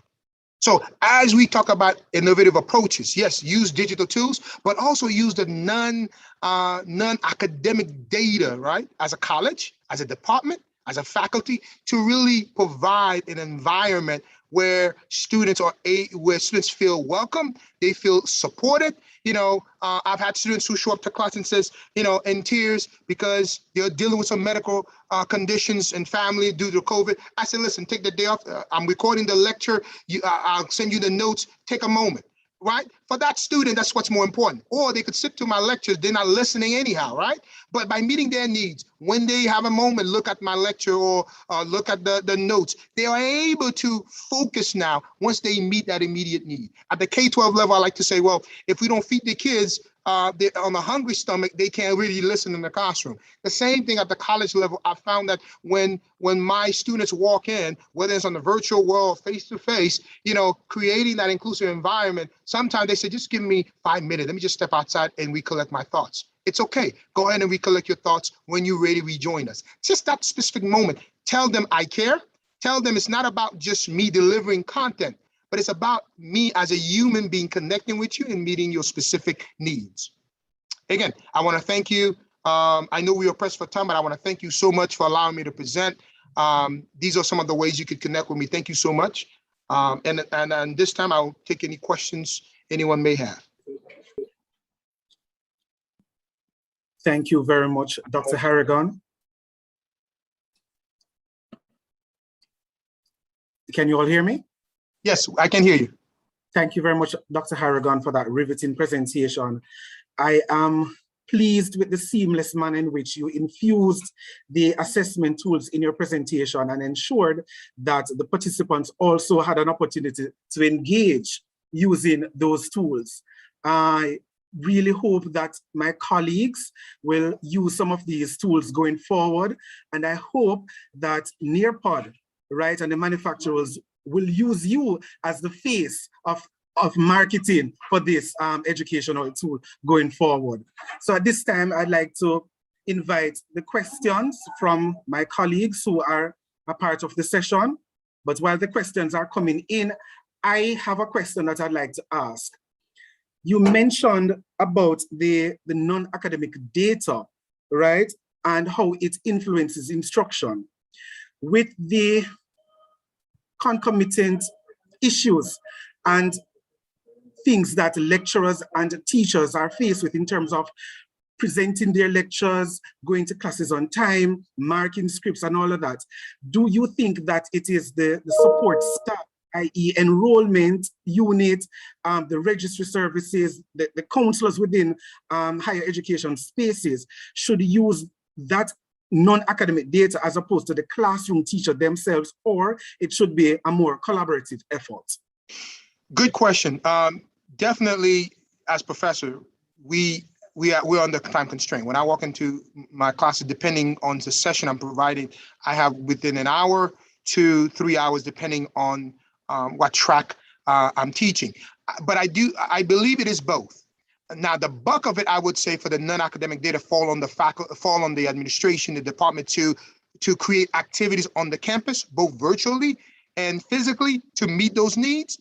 But I also think it's important, for example, as a professor in Broward College, right? I know that the minority rate is high. The first-time college students are high, right? So I'm cued and aware of that. So when I deliver my lesson, I'm aware of the students in front of me and how I adapt my assessments or my learning experience to meet their needs. So I'm not providing them a long, drawn-out mindfulness activity, but by playing the jazz music in the beginning, during discussions or after class, by allowing brain breaks, right? A moment where they could recollect themselves. By allowing those small things allow students to feel cared for, valued, but also they could take a moment to recollect their thoughts, especially if they're having a moment.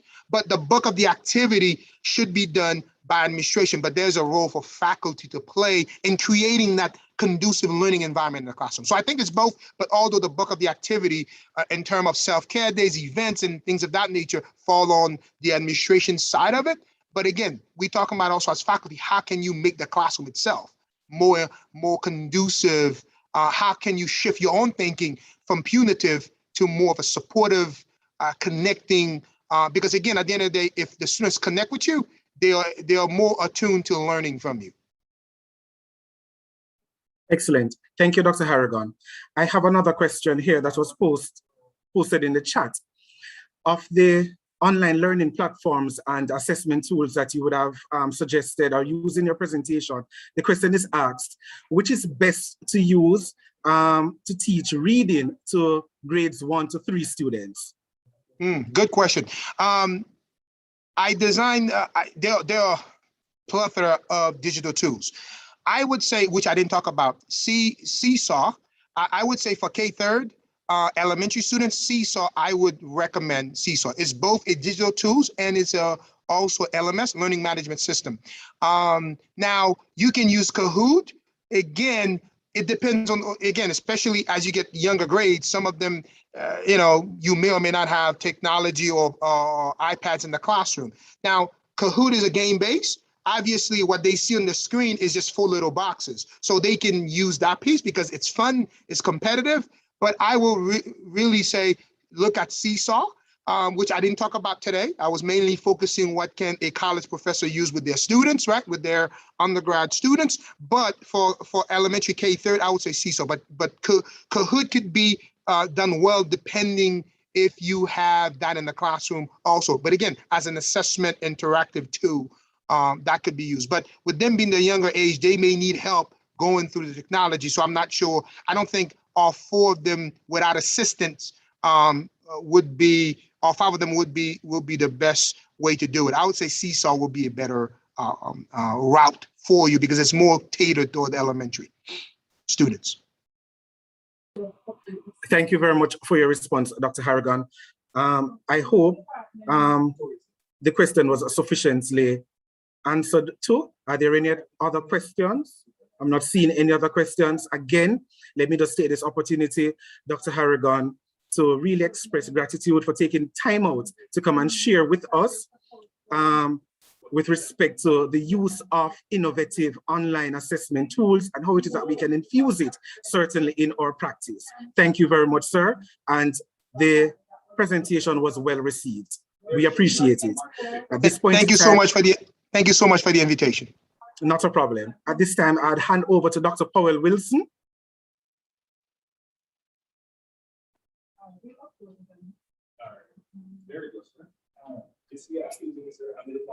Great. Thank you very much, Mr. Cox and Dr. Harrigan. What a morning, what an afternoon it has been. Hello? Yes, Dr. Wilson, we're hearing you. Okay, great. Great. We have come to the end of the first day of our Professional Development Symposium on Reimagining Assessment. I am sure you can all say that the presentations have been good.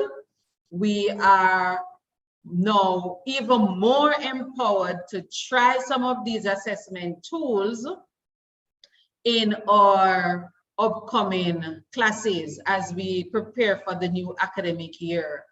Dr. Colesman and Dr. Harrigan, on behalf of the CCCJ team, on behalf of JDTAN, thank you for your contribution this morning towards education. We can assure you that your presentation has caused a lot of discussion already. We are thinking how we can impact what is going on. We can utilize what you have shared with us. So thank you very much. To our viewers, again, thank you for sticking it out with us, for staying with us. And we look forward to seeing you tomorrow. We start at 9, same place. Please, your colleagues who are not able to join today, please invite them over. Tell them what you have learned, the interest that you have garnered, and just have them come over tomorrow morning. Reminding you to register, and tomorrow at the end of the session, we'll be posting some questions so that you will get the, can get your certification. The presentations, we're looking at packaging those so that those can be shared. So I'm going to ask that you ensure that we have your contact details so we can share same. And of course, the videos will be available on the YouTube channels. Thank you to the technical team working behind the scene from the CCCJ and JDTAN for having us on since 9 o'clock this morning. And it was really a well put together showing from everyone. So thank you all and have a good afternoon. Get some rest. We have food for thought, reflect on what was done, what was said, and we come tomorrow morning looking, preparing for another exciting session. Thank you all. See you tomorrow. Thank you, Dr. Paul Wilson.